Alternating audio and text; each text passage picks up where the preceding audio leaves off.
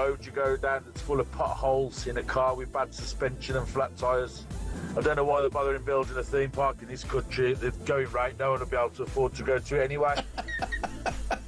How about the Rachel Reeves ride, says Terry in Birmingham. You go round and round and vanish up your own deficit. It's the HS2 ride. It travels at high speed for 10 feet, where everyone gets off and into the replacement bus ride. Tickets are £50 if bought 5 months in advance, or £1,000 on the day. There's a strong rumour going round that Rachel Reeves is going to have a kissing booth at this theme park. So what I do, mate, I shove a £5 in a pot and you can go in and fill your boots. Thank you very much indeed, and very generous of you. One from G, who says fast-track entry to every ride for illegals, plus a free night stay in the park's hotel and free food. New theme park bumper cars will have to pay a congestion charge, and the funhouse isn't built yet, despite Angela Rayner's pledge to build houses. And what about Ghost Train doesn't move because the driver's on strike? Have a good day. This is brilliant for the theme park. How about grow your own cannabis farm? Yeah, that's a good one. An Ethiopian safari park, narrated by Angela Rayner, says Gary in Durham. How about that? This sums up the Labour Party to me. The one idea they have to improve growth for the economy is to basically have a bloody big fun fair. It's the type of idea primary school children would pitch, given 10 minutes to come up with something. Well, it turns out, Matt, in Royston, that it's not even their idea. But they're now trying to claim it's their idea, even though it was actually the Tories. They have done brilliantly on breakfast, but you know on Drive you've done brilliantly as well. Downhill slide rides surrounded by ULEZ cameras so that people are fined on exit. Love it. You could have a Birmingham-themed Whack the Rat stall.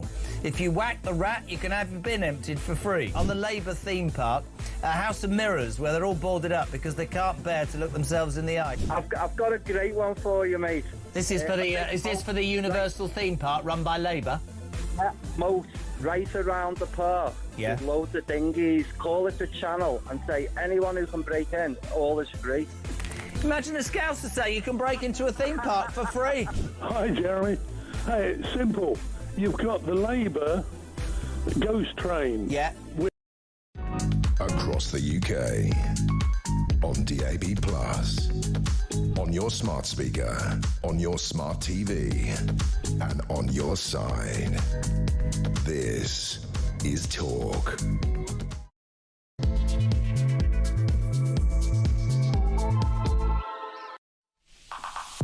Good morning, this is Talk. I'm Peter Cardwell. Thank you so much for your company. There's an awful lot to talk about this morning, including more developments overnight, missiles being fired in both directions between Israel and Iran. We'll hear from Israel, we'll talk to people there, and we'll see what it means in the UK here as well, because there's so many implications for so many of us. We'll also talk about those extraordinary comments from Darren Jones, the Chief Secretary to the Treasury, Deputy Chancellor essentially, in regard to immigration. We've got a Labour MP sitting ready, waiting to talk to us in the studio. We'll talk to Mike Tapp in a second. We'll talk about grooming gangs and the fact that there could well be a report out this week saying what should happen. Should there be a national inquiry? What do you think? And what do you think of Dominic Cummings's comments as well, the former chief advisor to Boris Johnson, who says there was a cover-up in the Department of Education 15 years ago. We'll be on the debate desk talking about all these different issues as well. We'll also talk about the riots in Northern Ireland, the disturbances there, and Harry and Meghan axing their PR team. Kinsey Schofield is coming up a little bit later on, so we'll talk to her.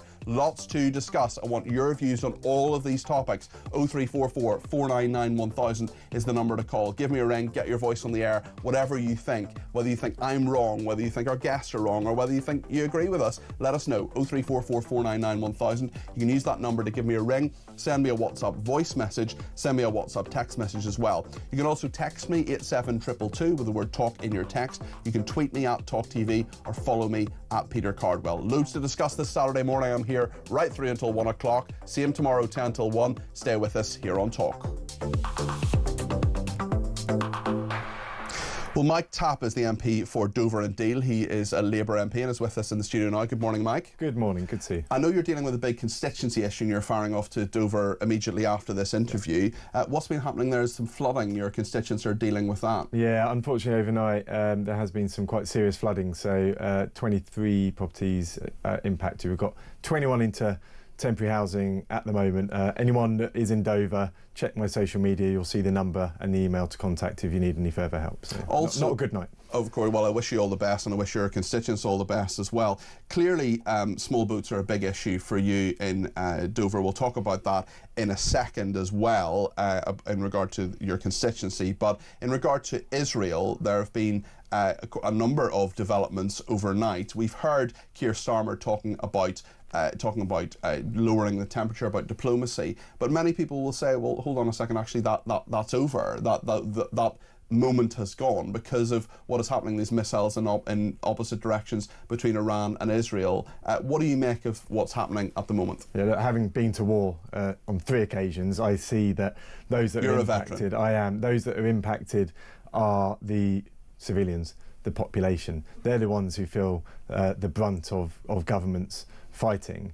Now, my view on this conflict, where we're at, is Israel well and truly has the right to self-defence, and that may be where they're going with this, targeting nuclear sites. But at the same time, de-escalation is also very important, because this can grow, this can escalate further, and the aim of this governments around the world is to bring about a two-state solution, obviously within Israel and Gaza, but also peace in the Middle East, and that's not where we're heading now. It's a real tragedy overnight. My thoughts are very much with the people of Israel in Tel Aviv that were feeling it last night. Let's just hear what Benjamin Netanyahu, the Prime Minister of Israel, has been saying. He's been talking directly to Iranian citizens. Of course, he's sending many missiles into their country. He's taken out, or the IDF and the Air Force have taken out some very, very senior figures in Iran. But Netanyahu knows, as do the rest of us, that there's a lot of resistance to the brutal regime in Iran. Let's see what he's been saying in the last few hours directly to Iranian citizens.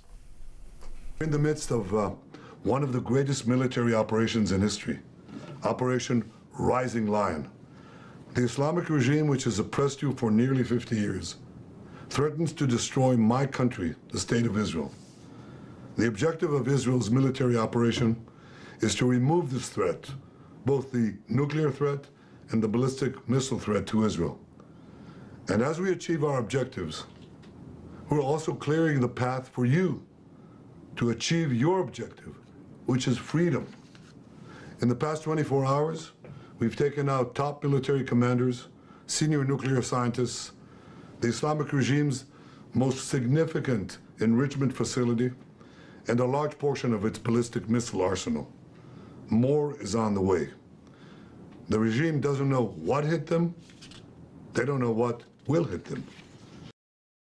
Well, we know overnight ballistic missiles hit parts of Israel. 3 people have been killed, dozens injured, according to Israeli officials and local media. Iran's representative to the UN has said that 78 people were killed.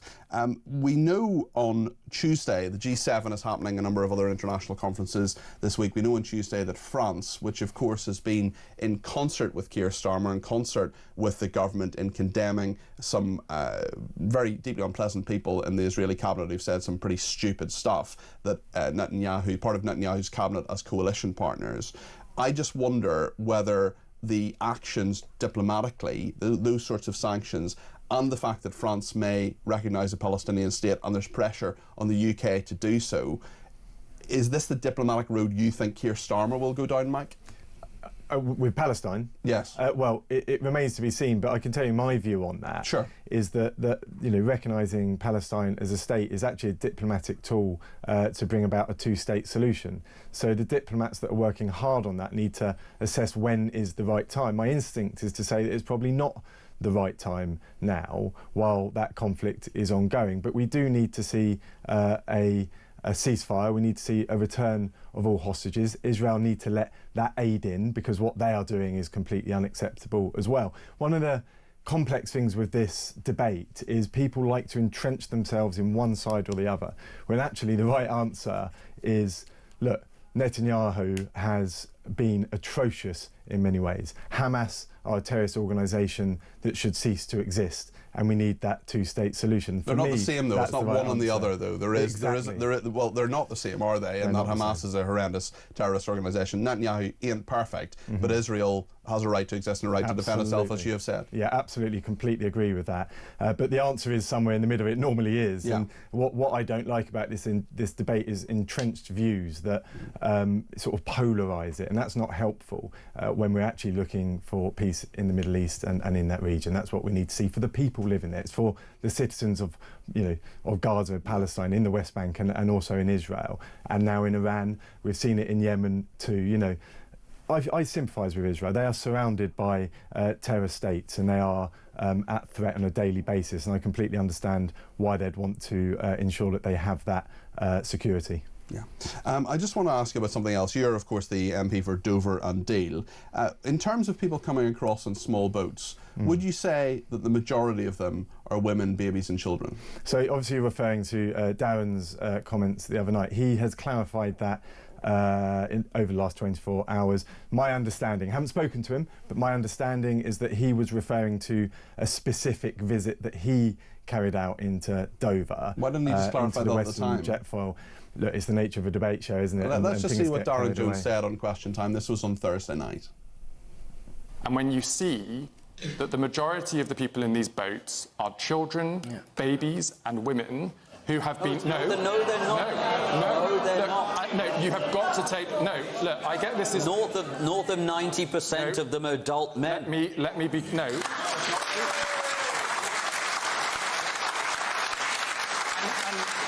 Hang on, you're saying that's not true. No, look, this is why it's controversial. Is it true or I'm saying it's not true. Now, and I'm saying that this is controversial for a reason, and it's not... You're told not to challenge the audience on Question Time, but I'm going to, so let me tell you this story. When there are babies and children put into that position by human trafficking gangs who are coming across in the Channel with skin burns from the oil from those boats mixing with the salt seawater, I would ask any of you to look at those babies and children and say, go back where you came from. It is right that we are there to help them.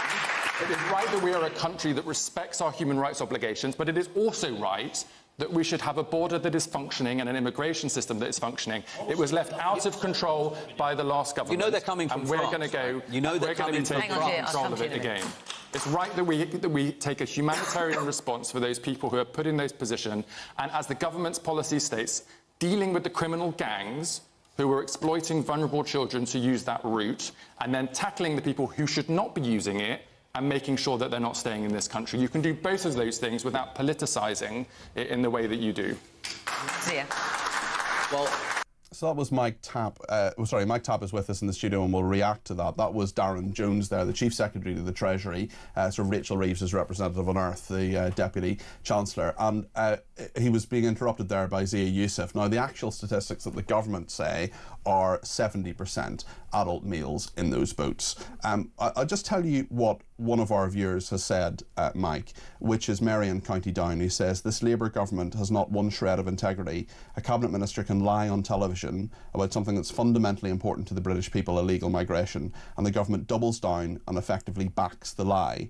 Labour is in a bad place and consequently so is Britain. What would you say to Mary? Well, I was on telly yesterday and I made it really clear that the majority of those crossing on small boats are men, working age men. And Darren has... 70%? Whatever the stat was. That's the UK government stat. That's what it is. And you look at the pictures, it appears to be predominantly men. Darren has clarified that he was talking about a specific visit to Dover. That's what he's said, OK? You'd have to ask him for more context on that. No, that's the important thing is here that we are getting on top of this issue.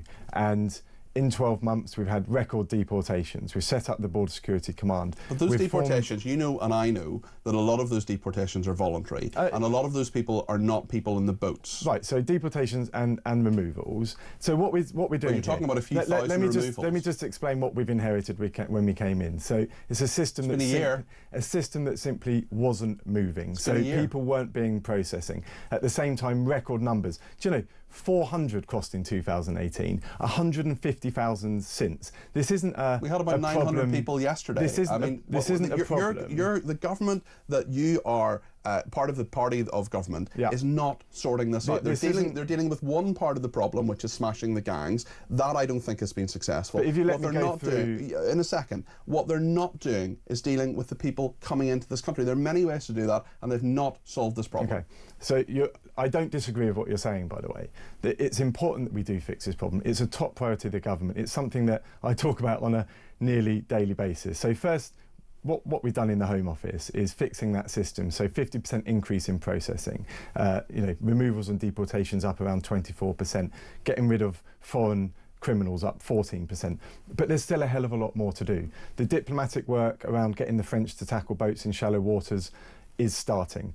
They've agreed to change those laws. They did some trials yesterday. That will come into full effect in the future. Of course, that's going to help. There is more we can do. Look, I'd like to see questions asked of the French, whether we can put the Royal Marines, our military, in their territory to help stop the boats crossing. There's also offshore processing that can be looked at, so that there's places that they can be deported. When you heard the spending review this week, did you honestly believe, Rachel Reeves, that there will not be would-be migrants, would-be asylum seekers in hotels by the end of this parliament? Well, look, I mean, that's pie in the sky, and this is where there's a number of things that can be done about that. She's saying it's going to end. Do you believe her? My view is that when people arrive... You don't believe her? No, I absolutely believe Rachel Reeves. I have faith in the Chancellor and faith in the Home Secretary. My view is that when people arrive, they should be in processing centres, so it's faster and it's not costing the taxpayers millions of pounds. We also need to sort out the ECHR, Article 8 particularly, but also Article 3, so that judgments aren't abusing that. I think that's disgraceful. Look, if we can't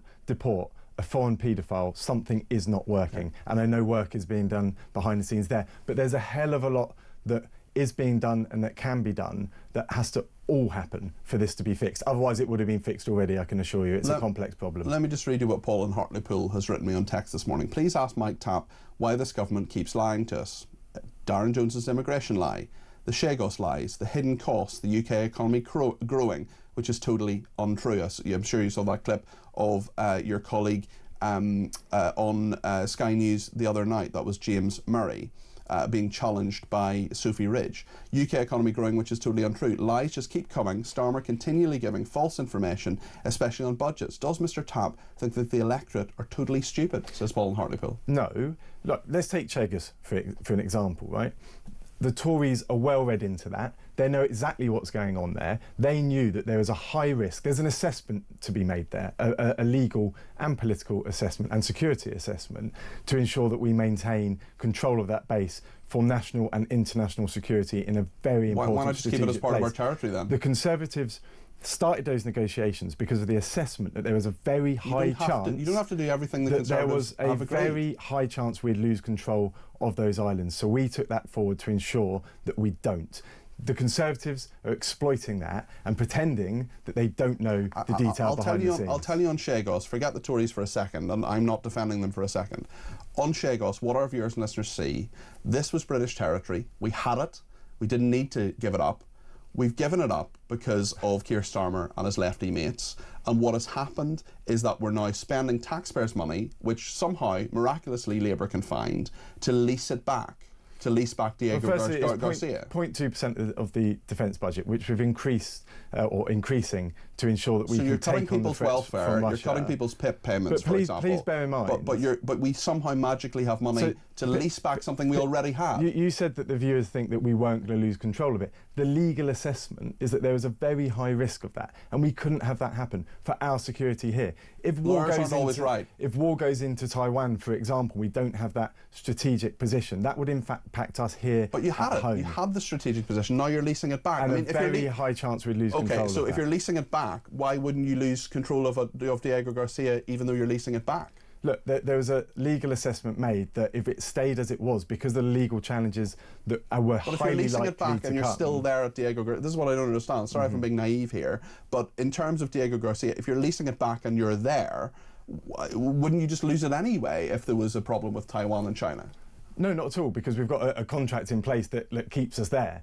So you trust the Chinese on this? Well, no, the contract is not with the Chinese. And look, if anyone wanted to try and invade a NATO territory, then good luck to them. But the fact is we needed to hold that strategic position, and we are. That's why NATO partners, Five Eyes, the USA, all agree with this, and those that don't are Russia, Iran, the Chinese, the Tories and Reform. You know, they're on the wrong side of history here. It's about securing a base for the future security of this country. Okay. And that also goes with our increase in defence spending. The Tories had 14 years to do that. They failed to do it. If that war goes into Europe, that will impact every single one of us, every single one of our listeners. So that increase in defence spending is vital for our future security. That is a top priority for the Labour Party. You have been very critical of Reform UK. You've clashed with a number of presenters on this station as well. Would you like to apologise or clarify for any of your comments? Actually, no, because, look, let's take this show for an example. I've had a lovely conversation with you. You've let me speak. There's been occasions where I've been on shows and have not been allowed to speak. That's not a good way of conducting an interview, as you'd know. Absolutely I'm not going to talk for any other presenters, no, of course, by the way. Absolutely happy speaking to you. Absolutely happy speaking to most presenters. I'm happy with challenge. That's why I go on GB News almost every week, and I'm on here regularly. OK. I just want to play you a voice note from Karen, who has been in touch. This is 41 seconds. Let's hear what Karen has to say. Hi, Peter. I cannot continue to listen to these politicians. Listen, Mike Tapp, you are not dealing with the problem. Stop gaslighting the public. We have had enough. No more. We're at the point in this country where we're heading for civil war, and I don't think you're taking it seriously. You are not on the ground. This doesn't affect you. You think your money's going to keep you safe? Well, it's not. We have had enough. Look what's happening in Ballymena. Look what's happening in Europe. People are rising up, and they're not far right. They're people who are afraid and who are fighting for their very survival. Please stop the gaslighting. Stop those boats. What would you say to Karen? Well, firstly, what I'll say is I am a politician. I've been a politician for 1 year. Before that, I went to war for this country 3 times. I worked for the Ministry of Defence in counter-terror work. I didn't suddenly get elected and then become detached from reality. You know, I'm still within my constituency speaking with people on a weekly and daily basis. I fully understand the concerns, and that's why I'm pressing and working hard to constantly push for securing the borders. For me, that is a top priority. We wouldn't allow thousands to barge through the barriers at Heathrow. We shouldn't let illegal migrants exploit our sea borders. We've got to take out the smuggling gangs and secure those borders. I completely agree with that. That's why I'm working hard on it. That's why the Home Office are working hard on it too. But I have to stress, there isn't a quick fix to this. It's not an easy answer. If there was, the Conservatives would have done it, and we would have done it within the first year. It's about taking this on from a number of different angles, and that's exactly what we're working on now. And we will also see results. I'm confident of that. Does the government need to take what's happening in Northern Ireland, the disturbances there, more seriously? If this was happening in London, if this was happening in Salford, if this was happening in Doncaster, we'd hear an awful lot more about it from the media and from the government, I think. Should Keir Starmer have at least something to say about this? Well, I don't know what the response from Number 10 has been on that, but of course, there's been one. Of course, any disorder or violence or rioting is completely unacceptable, and of course we have to come down hard on those that are doing it. But look, there is a larger conversation here to be had around things like social integration, and I've always said that I really do value migration, but at the same time I don't value our rules being broken, our borders being exploited. If you bring a culture, bring the good bits, leave the bad bits, you know, and that's something we've got to work on as a society together, and I'll always do that. Let me just read you one more message. I know you've got to head off to Dover, but let me just read one message from Andy in Woolwich. I respect Mike Tapp for his service to the country as an ex-serviceman. However, he is talking abject nonsense, talking about what they inherited and not an answer to the 902 people that came across yesterday, or the erosion of everything that is British. No-go communities in the UK for British-born white British. Is he naive not to realise this? Realise that there's no communities for white people? Sorry, no. I have to reject that. There is a lot of... No-go communities. Oh, no-go communities. No-go communities. What we can't do is have sort of, you know, ghetto areas forming, etc., which is why what I was saying before is really important around social integration and ensuring that people... Actually, look, I talk to migrant families and communities that also have the same feelings around illegal migration, around those rules being broken. And it is important that we secure the borders, and that's why we're working so hard at that. And like I said earlier, when it comes to culture, there's some really good bits that people bring to the country, some fantastic contributions to, let's take the NHS for example, but also if there's bad bits, leave them at home. We don't want that here. OK. Mike, thank you very much indeed. That is Mike Tapp, who is the Labour MP for Dover and Deal. I know you're heading to Dover because there's been some flooding there and some issues that you'll be dealing with as a constituency MP. Thank you to Neil. He says, Cardi P, you have to appreciate the MPs who have served in the armed forces. While you might not always agree with what they say, they do at least answer questions clearly and concisely. We could do with a lot more of them in Parliament. And Taff in Dover says, morning Peter, you cannot have a two-state solution when one state, Hamas, wish to eradicate Israel. That is Taff in Dover. And quite a number of people getting in touch about Darren Jones. Samantha says, Darren Jones said Reform are not declaring or explaining how they're going to pay for any of their policies, i.e. not going into detail. Can you please remind me, apart from the Party of Change, what detail did the Labour Party give before its general election? Well, that's a whole other conversation. Certainly we'll have that as the conversation and the show goes on. Lots more to discuss. What do you think of what Mike Tapp said? We've had some reaction already, but let me know your thoughts. 0344 499 1000. Stay with us.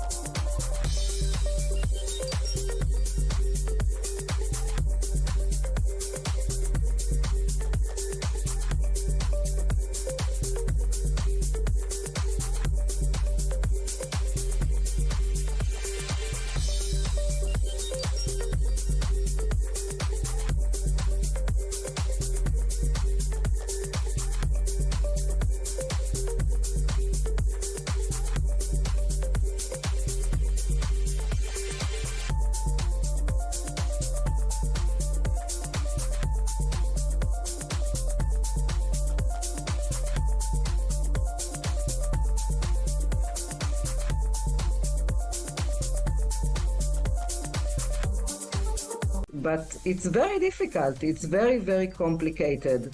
We understand. I understood. I am a very peaceful person. I want peace. I believed that we can live in peace with our neighbors. We gave them so much. They're in this sort of death spiral by which they put up taxes, which reduces growth, which means that they've got to borrow more money, which means that the amount of interest they're going to pay on the borrowing goes up, which means they're going to raise taxes, and it just goes round and round and round in a circle. The economic numbers for April alone, the economy contracted by 0.3% in 1 month, and also we've seen those job numbers, really tanking with, I think, unemployment amongst young people in my constituency up a sixth just since the general election alone. Israel says that it has identified in recent months accelerated Iranian work to weaponize the highly enriched uranium it has already developed in violation of international law. Across the UK, on DAB+, on your smart speaker, on your smart TV, and on your side. This is Talk. Thank you to everybody who's been in touch, particularly in regard to Northern Ireland. We're going to go to Northern Ireland and get the latest about what's been happening in various places, including my local town of Portadown. That's where I went to school. I went to Portadown College, I went to Clowna Junior High School. And when I was growing up, there was a lot of sectarian violence, a lot of sectarian tensions, and sometimes I was not quite a victim, but certainly there were people who said things, weren't happy with my stance on various things. I remember masked people shouting at me on one particular occasion when I was part of a cross-community choir. It wasn't that big a deal. I dealt with it, I moved on, but it wasn't a nice atmosphere to grow up in, and there were many, many, many people who dealt with far, far more than I did. But what I'm saying is that I understand it, I'm from there, I know what it's like, and I know what Northern Ireland has become as well, which is a much, much better society than during the Troubles. Things are very peaceful there, most of the time. The problem has been that this week there was a peaceful protest, which then some of it, not everybody involved, but some of those people turned violent in a place called Ballymena in County Antrim. That has now spread to various other places. The spark for that was an alleged sexual assault. There are charges in that, so we need to be really careful what we say. But there are two 14-year-olds who have been charged with sexual assault against who they needed a Romanian interpreter. They're clearly from Romania. And the person they're alleged to have, the child they're alleged to have sexually assaulted, is someone who was born in Northern Ireland and is from a sort of indigenous community. Now, I've had a couple of messages and I just want to tackle these absolutely head on. Alex says, you said the riots in Northern Ireland are racist. When does legitimate concern about mass immigration end and racism begin? I'll talk about that in a second. Another person, a little bit stronger in this one, says, the unrest in Northern Ireland isn't about racism, as Peter affirms. It's about the indigenous community's response to sexual assaults on their children by the Roma community. First of all, it's an alleged sexual assault. It's one alleged sexual assault, and that is something that is subject to the legal process. We're going to be really careful about what we say. Maybe Peter thinks people should accept their children being sexually assaulted while the authorities turn a blind eye. Well, obviously, I don't say that. That's a really stupid thing to suggest. There is absolutely legitimate concern when you have a community of people coming in who don't speak English, who aren't integrating and who aren't learning the language, paying taxes and being a good and useful part of the community. I totally understand how that can absolutely be an issue. It's an issue in Northern Ireland, it's an issue right across the UK. There is no excuse for violence. There is no excuse, no matter what it is, no matter what the provocation, there is no excuse for violence, attacking the police, injuring police officers, causing misery to people like my friend Sandra, for example, who has lived in the same street in Portadown for 44 years, has been a perfectly peaceful, law-abiding, good citizen involved with her community, who has been terrified over the past few days because of what is happening. I am not under any circumstances saying that people shouldn't have legitimate concerns about immigration. That's something we talk about on my programme all the time. We're going to talk about it later in the programme. We're going to talk about it with the debate desk in a second. That is something I'm very happy to talk about, and the government needs to take far more action than it has been taking. What is not legitimate is violence. What is not legitimate is firebombing people because of their nationality, because of the fact that they're an immigrant. That is not okay. It's never okay. And we need to find a better way to have a conversation about it and deal with this legally and within the frameworks that I understand the frustration. There's a lot more the government can do. I'm frustrated about it as well as a citizen of this country. I hope there's peace and stability in Northern Ireland, not just on a sectarian level, but also in regard to ethnic and racial tensions as well, very, very soon. That's what I want to say about that. We'll go to Northern Ireland later in the programme. We'll get the latest about what's happened overnight. But in the meantime, I want to go to the debate desk, and it's two Matthews today. Matthew Hulbert is with us, who is a Liberal Democrat activist commentator as well. Matthew Goodwin-Freeman, who is a Conservative councillor and political commentator. Great to see you both with us. Matthew, you've a number of union flags. Ready for trooping the colour and King's patriotic birthday. Yes, absolutely. I was coming in on the train this morning, and there were a number of people in top hats who were off to the trooping the colour. It is the King's birthday. Very happy birthday, sir. Where's your top hat, Matthew? Oh, I left it in the cloakroom, clearly. Yeah, exactly. Well, we need to see your hair. Absolutely. Yes, it is the King's birthday today. Happy birthday to the King. Trooping the colour is, of course, happening, and many people enjoying that in London and right across the country as well. We've seen quite a few honours as well have been happening, including Luke Littler, now Sir David Beckham. Matthew Hulbert, what do you make of those honours that you've seen? Yeah. I'm not a fan. Your party is headed by a Knight of the Realm, Sir Davy. Well, can I just say, I mean, I don't mind kind of awards for like ordinary folk who've done good stuff. I think that's fine. But I hate political honours. I think so. Ed Davy shouldn't have accepted his knighthood. I think all political honours are bad, because, in my view, the honour is in being elected. I mean, I was a borough and parish councillor. You're a councillor presently. Yep. The honour is in being elected. So Ed Davy shouldn't have accepted his knighthood? I don't think any politician should accept. Including Ed Davy? Well, he's clearly included, Peter. Yeah, absolutely. OK, there we are. Matthew Goodwin-Freeman, will you be accepting a knighthood? Well, I don't think I'll ever get a knighthood. I'm too controversial calling people out. Look, I think the honours is actually this year has been really, really good, this set of honours. I think people look at the honours list and there's not really many people that they disagree with. The only person I obviously disagree with is those wonderful comments of, oh, it's too white a balcony, and then obviously getting herself an honour. But, you know, I think it's a good honours list overall. Luke Littler, very happy for him. David Beckham obviously getting his knighthood. Which he's been campaigning for years, right? But I think it's good. It's, you know, this is what the whole point of the honours is, to put the best of Britain out there and to be ambassadors for the country. So yeah, I think it's a good list this year. Okay. But I think we could have a system that's different than something connected with empire and something connected with the unelected royal family. I mean, let's have a different kind of. You're right there, Matthew. Well, I think whenever someone tries to blame the current generation for the empire, I just think, oh, for God's sake. I don't think that's what Matthew was doing. Of course he is. The honours system. No, you did. The honours system is nothing to do with the empire. It's about the 99% of the people on the list are genuine ordinary Brits. Member of the British Empire. The point is, the 99% of people who are on the list are genuine ordinary folks out there doing a great job, and they should be getting the recognition. We focus so much on the very few small celebrities who get their gong for you know, years of service or whatever. But look, let's go out. If you want to, you know, change the honours system to something completely different. I do want to change it. Okay, fine. What would you change it to? I'd have some other wonderful way. I mean, we see the Pride of Britain Awards. Love that. I mean, let's have some other way of honouring people. I think I'd rather receive an award from, you know, the King than Carol Vorderman. Oh, I love Vorder. She's great. Do you? Yeah. Love really? Her. Yeah, absolutely. I think she's great. Oh, God. Richard Whiteley, brilliant. She was good on Countdown. Her political views, I'm less happy about. I think on that note, we'll go to a break. But we will talk about Israel. We'll talk about the small boats and Darren Jones's comments as well in just a second here on Talk.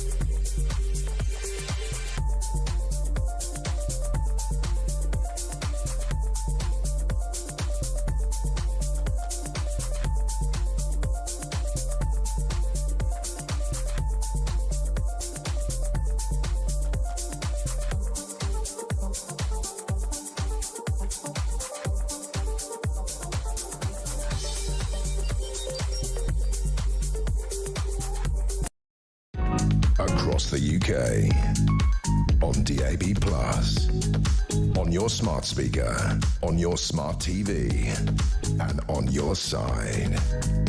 This is Talk.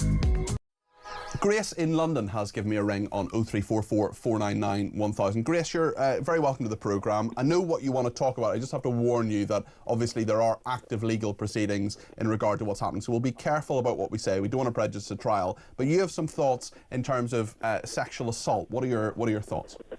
Yeah, I mean, first I just want to briefly say that I'm sorry for your friend who's having a lot of chaos going on around her. Thank you. She's a lovely woman. Yeah. I think people tend to forget that rioting really does impact a lot of completely innocent people. Yeah. Also, my sympathies with you having had a little bit of unpleasantness towards you when you were in school. I was bullied quite a bit in school, although I'm not trying to compare. But one thing that really sticks out in my mind is that I was really unpleasantly sexually harassed by a boy at school here in London, whereas in a very, very diverse school with people from all over the place, or people whose parents are from all over the place, or grandparents. But the boy who sexually harassed me most was Caucasian, and he joked about how he was a superior Aryan because he had white or blonde eyelashes. My point being that... Sounds like a bit of a weirdo. Well, yeah, but it really stuck in my mind. It made me feel very, very violated. And I'm not trying to have a go at him personally now. No, listen, I'm so sorry that happened to you. That's horrendous. Oh, it's okay, but unfortunately, a lot of girls, if not all girls in school, are going through similar things or worse right now. And just hearing about some of the people who are trying to defend the rioting going on, it sounds like some of these people have been living under a rock. Are they not aware that lots and lots of boys are harassing or assaulting teenage girls, irrespective of nationality? Well, exactly. It's worse than when I was in school. And Grace, I agree with you, and I also want to say that there are people in Northern Ireland, for example, who say they're standing up for the rights of people who are being harassed in some way. Not talking about this case specifically, but in general. My point is, that's fine if you're doing that peacefully, absolutely fine, good for you. We do need to take a stand about these issues. We're going to talk about grooming gangs later on in this programme. The issue for me is if you take that into a violent perspective, you're taking police away from solving those crimes. Yeah. You're also, in Northern Ireland, for example, there were buses that were burned out. Well, buses are really important because they get people home, including women, safely at night. Yeah. So that's something that you're actually preventing people being safe. And there's a lot of hypocrisy around this, Grace. Absolutely. It's ultimately council tax money is going to be spent on clearing up the damage. Innocent people's homes will be damaged. Lots of small children will see things that scare them. It feels like it's not really about right versus wrong. It's just a kind of tribal thing, but people like to think that they are on the morally superior side. They like to think that by supposedly defending someone who's allegedly been assaulted, they're somehow better and superior. But in reality, all human beings are flawed, and human beings across the world have differing behaviours, and it's not correct to presume that one nationality or heritage or ethnicity is inherently superior to others, because unfortunately people of all backgrounds can be disgusting sexual perverts, as we've seen with certain people in the news. I personally think that to some extent the things that have become normal over the centuries in our culture were influenced by a certain worldview. Jesus taught us to love our neighbours. Jesus taught us to respect other people. Jesus was respectful towards women. But prior to that, white Westerners in the Roman Empire, what have you, they were also taking advantage of women and mistreating them.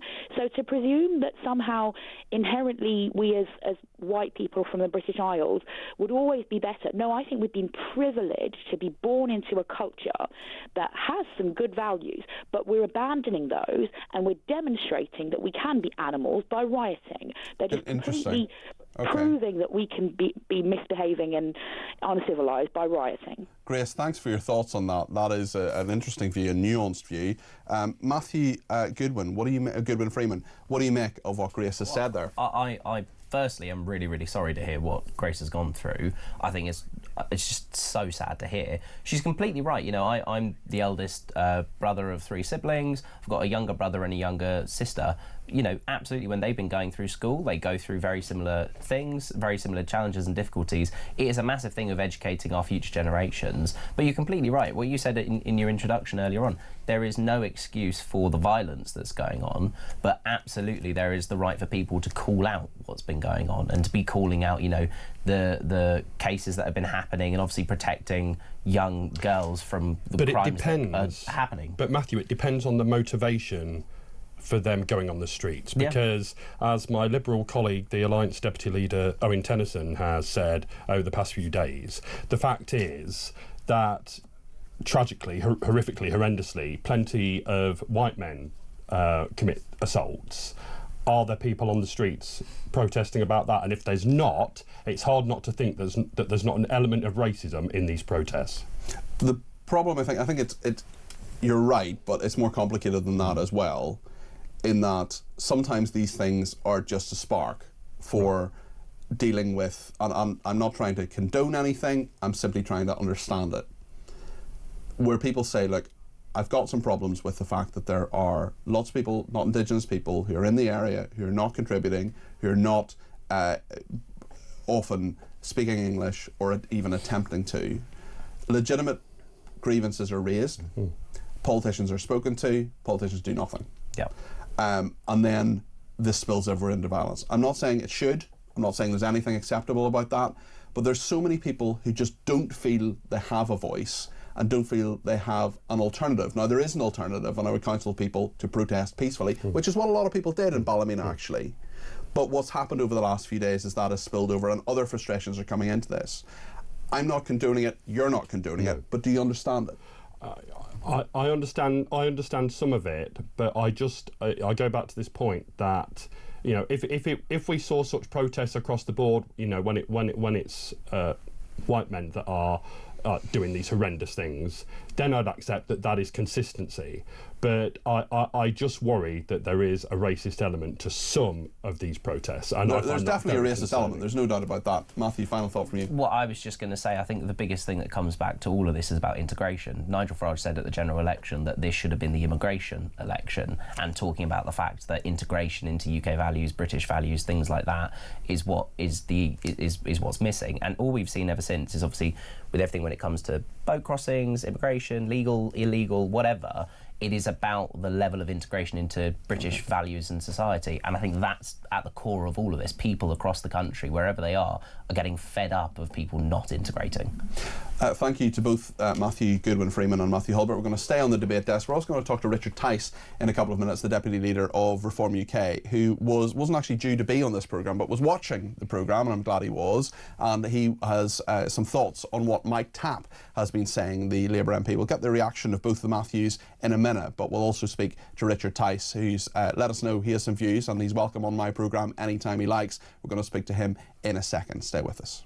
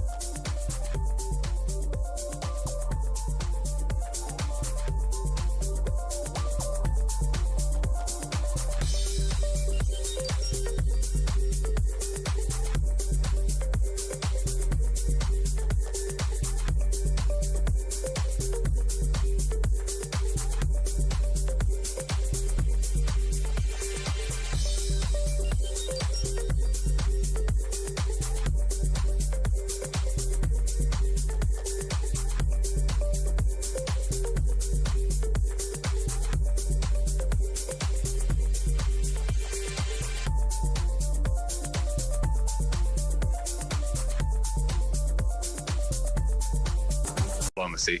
And Israel felt that, you know, this is it. The sword is on our throat. This is the last resort. If we do not take action now, then Iran will build a nuclear bomb. And the same Iranian regime that repeatedly threatens to destroy the state of Israel would have the weapons to do that. And that would be a disaster for the Middle East.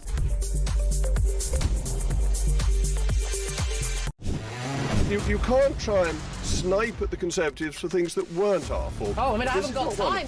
So tell your big mate Donald Trump to tell his big mate Vladimir Putin to stop killing people, then we can solve that problem like that.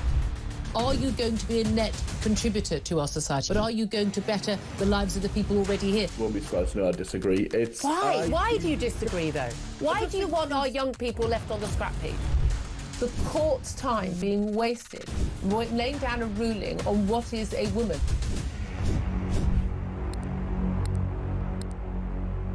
And I don't know what I want from the government. I want from the government maybe to... Across the UK, on DAB+, on your smart speaker, on your smart TV, and on your side. This is Talk. Well, we're on the debate desk with Matthew Hulbert and Matthew Goodwin-Freeman. We'll go back to them in a second. But Richard Tice, the Deputy Leader of Reform UK, was watching a little bit earlier on and has some thoughts on what Mike Tapp, the Labour MP, was saying. Richard, good morning.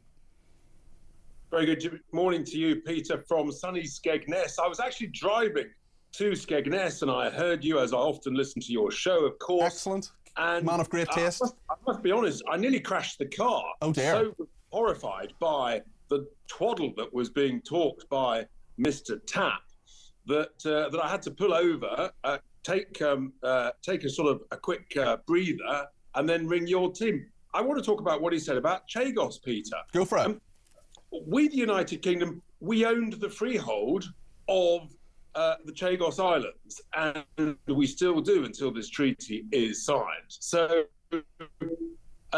the idea that there was some form of legal risk is complete nonsense. We own the freehold, we have done for give or take, and Mr. Tapp may have been a brilliant, brave soldier, but he clearly has no idea about property law. So sometimes, Richard, it's weird. You've interviewed people, and you used to be a presenter on the station, Richard, and you know that sometimes you're in an interview and you think, am I going mad here? I sort of thought, am I stupid? Am I not kind of understanding this? Because we had the Chagos Islands, there was a security risk. We've now given them away, but we're leasing it back with taxpayers' money we apparently don't have for other things that we need, like benefits. But actually, now we're at the same level of risk. It doesn't seem to make any sense.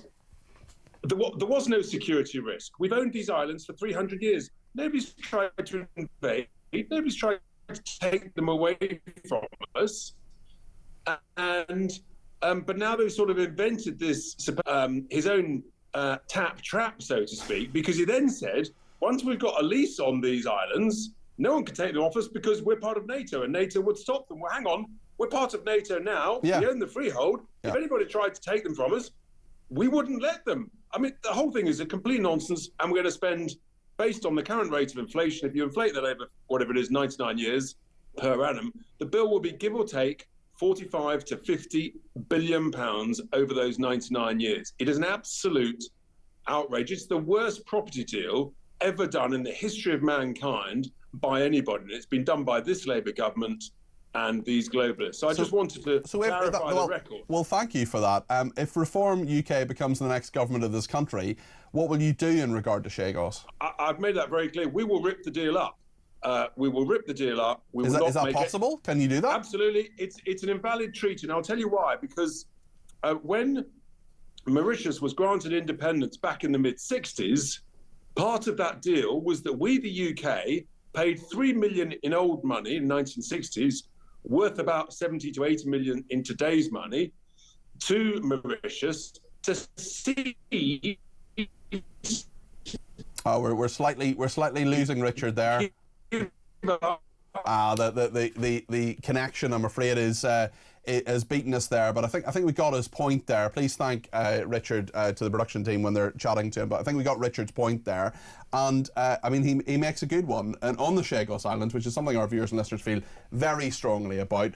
You were nodding your head during that interview, Matthew Goodwin-Freeman. What do you think? The Chagos Islands are Britain and I want them back, is what Thatcher would have said if she were in charge right now. I mean, it's absolutely ridiculous. They were British islands that we owned. There was an international decision that was non-binding. It was advisory to say that, our claims to them are questionable. And so what this Labour government have cooked up, taking over from negotiations that the Conservatives did, which I didn't even know about and I would never have started, they've taken over these negotiations and gone, right, OK, well, we'll give you the Chagos back, then we'll lease them back and we'll chuck taxpayers' money at it, which we found out this week is covering tax cuts, Labour's tax cuts, but in Mauritius. It's absolutely ridiculous. So no, I completely agree with what Richard Tice said, and I completely disagree with what Mike Tapp was saying.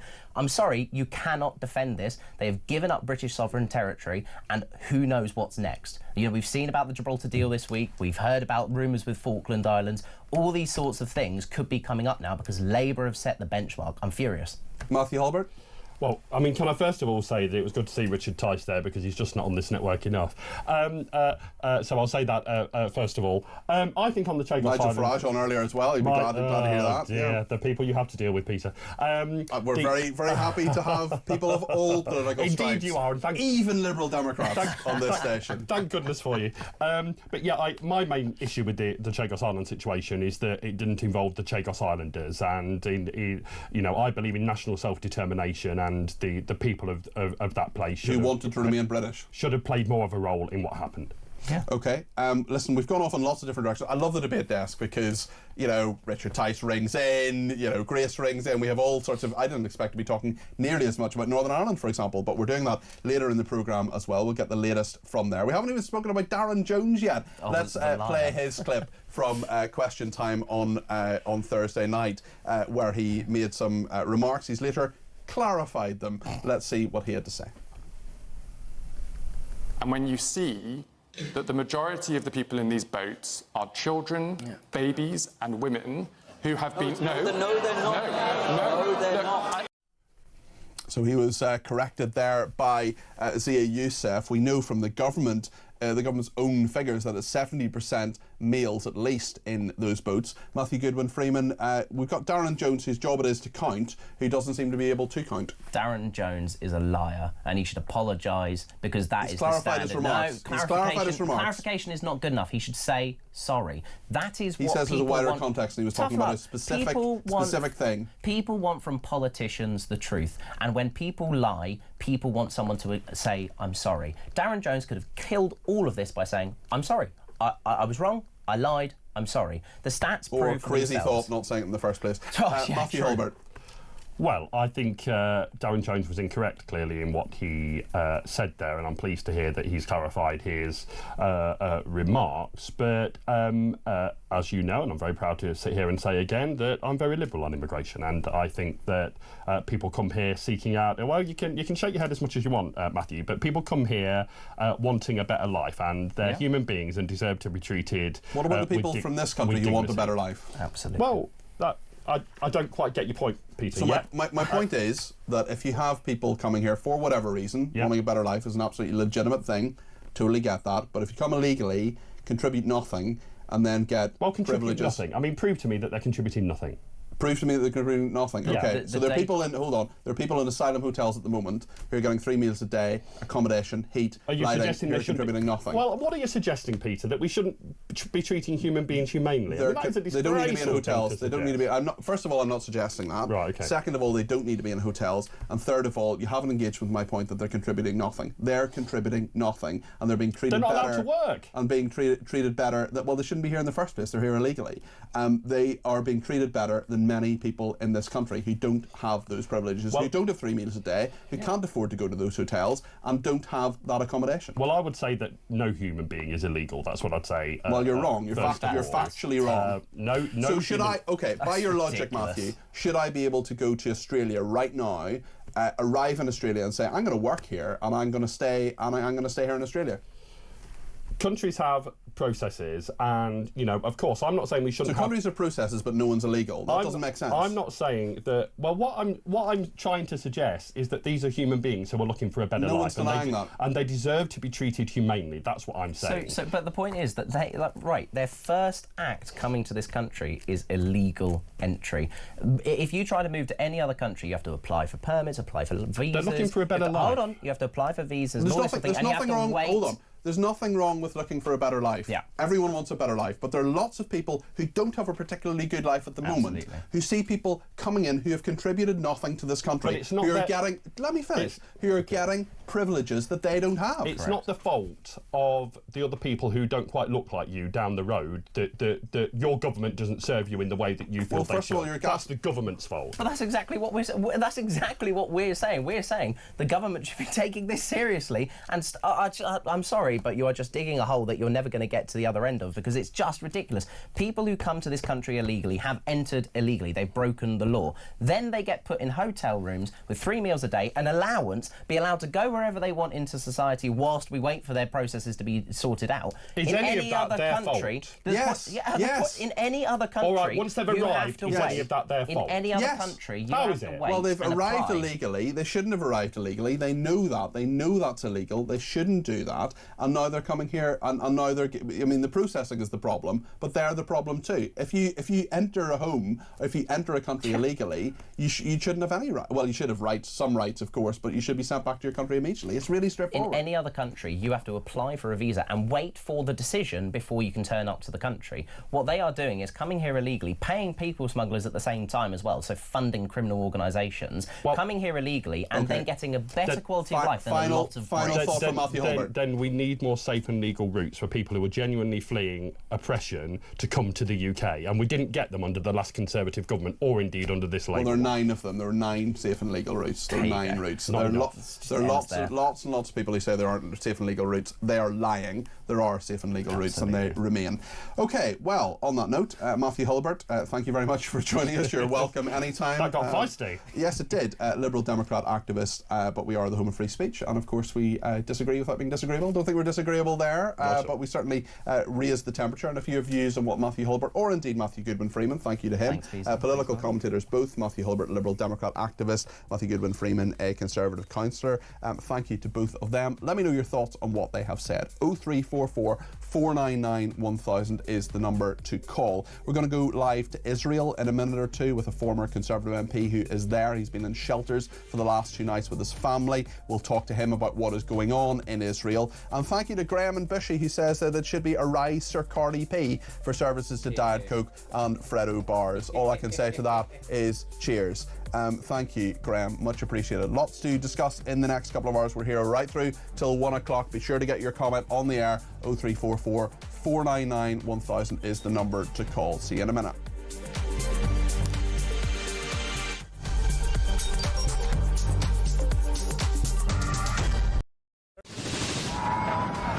We've been talking this morning about a new theme park which is going to be built. The Universal Studios apparently are going to build it in Bedfordshire. We've been asking many of you to give us some ideas for theme parks. Alison in South Wales says in the new theme park at 5 p.m. every day they could have the PIP parade. All the people driving their brand new Motability cars. Instead of the water rapids, you can have a road you go down that's full of potholes in a car with bad suspension and flat tyres. I don't know why they're bothering building a theme park in this country. They're going right, no one will be able to afford to go to it anyway.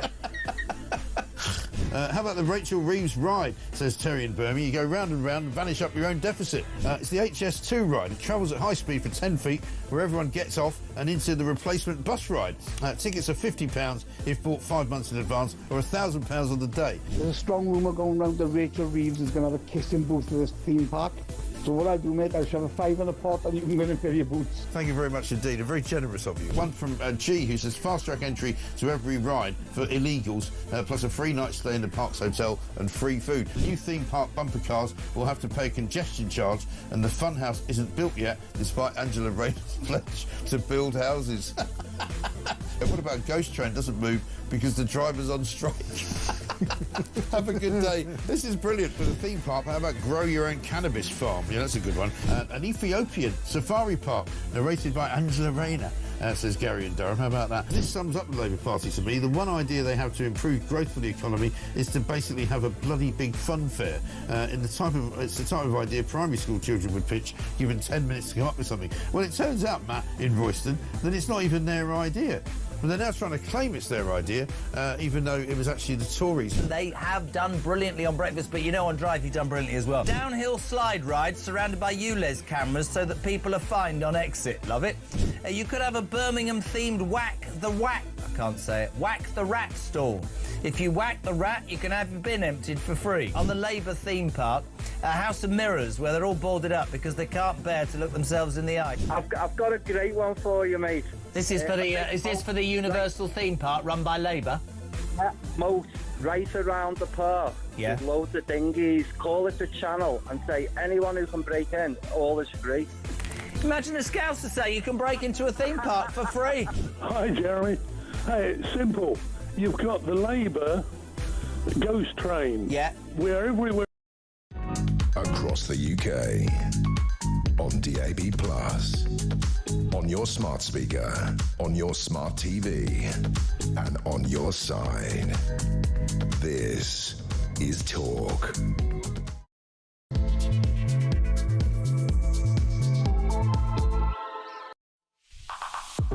Well, a very good morning. This is Peter Cardwell with you on Talk. Thanks so much for your company this Saturday morning. I'm going to be here between now and 1 o'clock today and tomorrow. Lots to discuss. Let me know your thoughts. 0344 499 1000.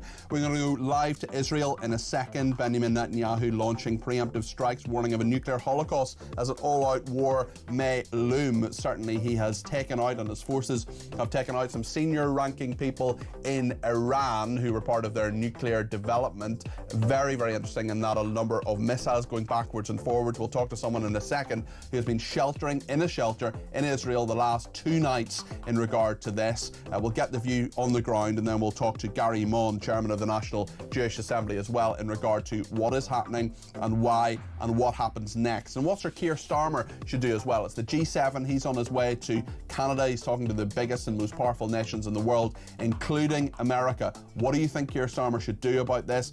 He may go along with the French and recognise a Palestinian state. I don't think he should. What do you think? 0344 499 1000. We'll talk about grooming gangs as well. Marilyn Hawes is with us. There's going to be a big report this week about what should be done.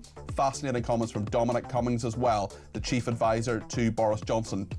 In regard to this, he says there was a cover-up, there should be a national inquiry. We'll talk about the disturbances in Northern Ireland with a reporter on the ground there as well, and talk about the royals. Prince Harry and Meghan sending messages from royals with bold trooping the colour move, and Harry and Meghan axing their PR team. The members of the PR team, I think they should axe her probably themselves because they don't understand communications. Lots to discuss. Let me know your thoughts. 0344 499 1000 is the number to call. You can text me 87222 with the word talk in your text. You can tweet me at talkTV, follow me at Peter Cardwell, or send me a voice note, send me a WhatsApp text message, or give me a ring. 0344 499 1000. Loads to discuss between now and 1 o'clock here on Talk. Let's go live to Israel now, and Lee Scott is a former Conservative MP. He's also a friend of mine, and he has been visiting his grandchildren in Israel. Lee, how are you? What's been going on for the last couple of days? Another terrifying few days for many people in Israel. Morning, Peter.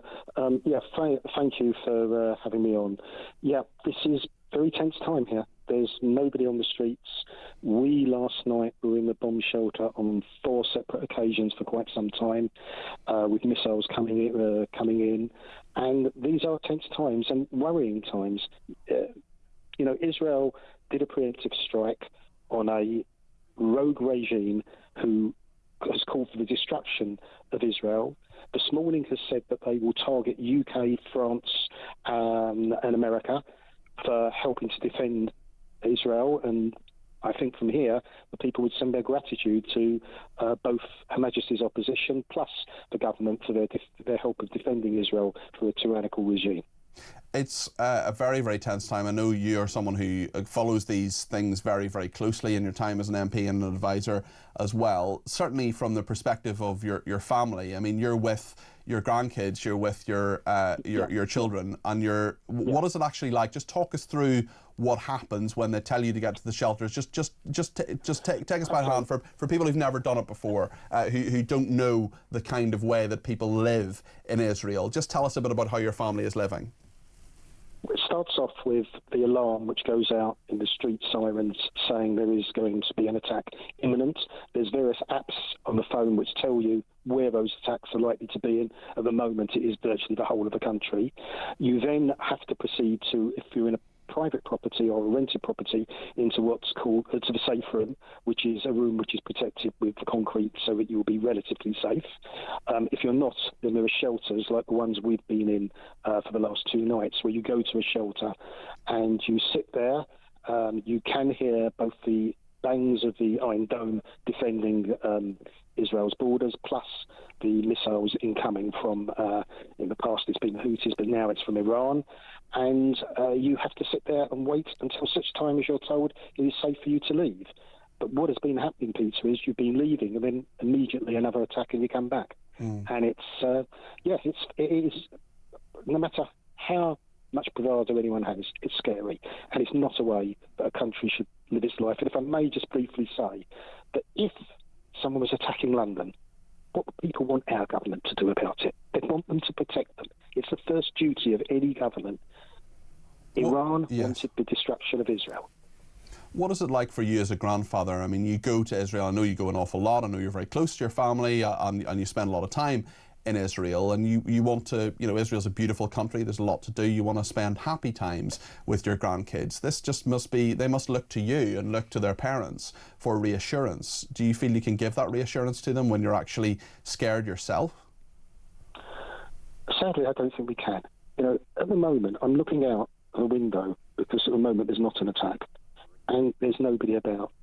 Everything has just stopped. We had plans to actually have, as you would do if you're visiting your family, to go to your family for dinner. That has gone out the window. We're not stepping foot out of where we are because we can't be too far away from a bomb shelter. And it's not a way that anyone should have to live their lives. And if I'm being brutally honest about it, Israel is doing the West's dirty work. That's what they're doing. Because everyone should fear regimes like Iran. There are some people who say that Benjamin Netanyahu shouldn't be doing this, that this is actually causing more of a problem and making the world less safe. What would you say to them, Lee? I'd say they're mistaken. At the end of the day, trying to appease doesn't work if somebody wants to kill you. So if somebody's standing in front of you with a gun or a knife, what you meant to do? Try and debate it with them? But if Israel were aware of an imminent attack from Iran on them, doesn't matter what Iran says, and you can see the difference. Israel has been attacking military bases, the nuclear resources. Iran are attacking civilian centres. There's a difference. Tell me about how long you're going to be spending in Israel. Can you actually get out at the moment, or the airport? Presumably the Tel Aviv airport is closed. Yeah. I will hope to be returning home next weekend, but in honesty, I don't know, for the simple reason the airspace is closed, the airports are closed. I can't say, because the attacks both ways are continuing. I would want and hope that it can end as soon as possible so that innocent civilians on all sides can just live their lives. The Prime Minister here has said this morning that Israel has no war with the Iranian people. They are a great people who deserve better government than they've got. It's as simple as that. What do you make, just finally, Lee, I know you're a former Conservative MP, what do you make of what Keir Starmer has said about this? He's called for more diplomacy. I mean, that to me, that time has passed, really, but he's under pressure as well, including at the G7 this week, to recognise a Palestinian state. What do you make about how the diplomatic efforts, including the censure of two members of the Israeli cabinet, have happened this week? What's your analysis of that? My analysis is that if we turn the clock back many years, would Britain have recognised the Nazi state? Until such time as the Palestinian state, and I'm talking about Hamas here, not the Palestinian people, I refer exactly the same as I did to the Iranian people. It's nothing about them. It's about the people who are controlling them, ruling them, using them as shields, and have no value on human life. Okay. I don't believe appeasement will work, Peter. Lee, listen, thank you. We wish you and your family well. Keep in touch. We'll maybe check in with you again in a day or two, and wishing you all the very, very best. That's Lee Scott there. He's a former Conservative MP. He's a friend of mine, and he is in Israel at the moment with his family, with his grandchildren as well. Listening to that, Gary Mond, chairman of the National Jewish Assembly, he keeps a very close eye on what's going on in the Middle East. Gary, we've seen dramatic and worrying scenes overnight. We've heard from Lee Scott there in terms of what's happening with him and his family, all too typical picture of what is happening to many people in Israel. Where do you think this is, and where do you think it goes next? And it's very simple. Israel has to finish the job and has to win. And it's acting not just on behalf of Israel and its citizens, it's acting on behalf of the whole of the Western world. It's essentially, as Lee Scott said, doing the dirty work for us, because what is needed is not just the destruction of all Iran's nuclear facilities and its ability to build a nuclear bomb. What is also needed, and it may take a year or so, is regime change. Because without regime change, this is only going to happen again a few years down the line. Regime change has got to be the ultimate goal.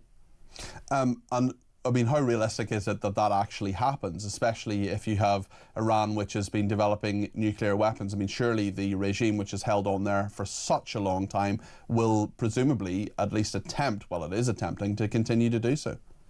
Yes, it will attempt to continue to do so. But the unhappiness of so many of the Iranian people, which we actually know about from the exiles who are living here in London, is growing all the time. And it only takes some support from maybe the Americans and the Israelis and others to help achieve that ultimate goal. That is the goal that must be achieved in the final analysis. Gary, I just want to ask you about something involving some Irish politicians. This is all over Twitter as well. This is Western leftists who flew to Egypt to march on Gaza, and unsurprisingly the Egyptians weren't massively happy to see them and prevented them. Can you just talk us through this and let us know your thoughts on this? Because there have been a number of Irish politicians as well. Ireland, of course, one of the most anti-Semitic nations in Western Europe, and involving quite a lot of anti-Semitic people, not least its president, Michael D. Higgins. Simon Harris, who is the Irish politician, says he's spoken with the embassy in Cairo, confirming there are no Irish citizens currently in detention in Egypt relating to the march to Rafah. Just talk us through this. My feeling is that the background to the intention of organising this march is for the leftists to show solidarity with Hamas, to show solidarity with a terrorist organisation that was responsible on the 7th of October 2023 for the massacre of 1,250 innocent people, rape, murder, and essentially leading a pogrom. That is what underscores the entire effort. And naturally, most people would not wish to be associated with it. The rest is detail. Yeah, I think that's a very fair point. Simon Harris, of course, I should have said, the Deputy Prime Minister of Ireland, Minister for Foreign Affairs as well, and also the Minister for Defence.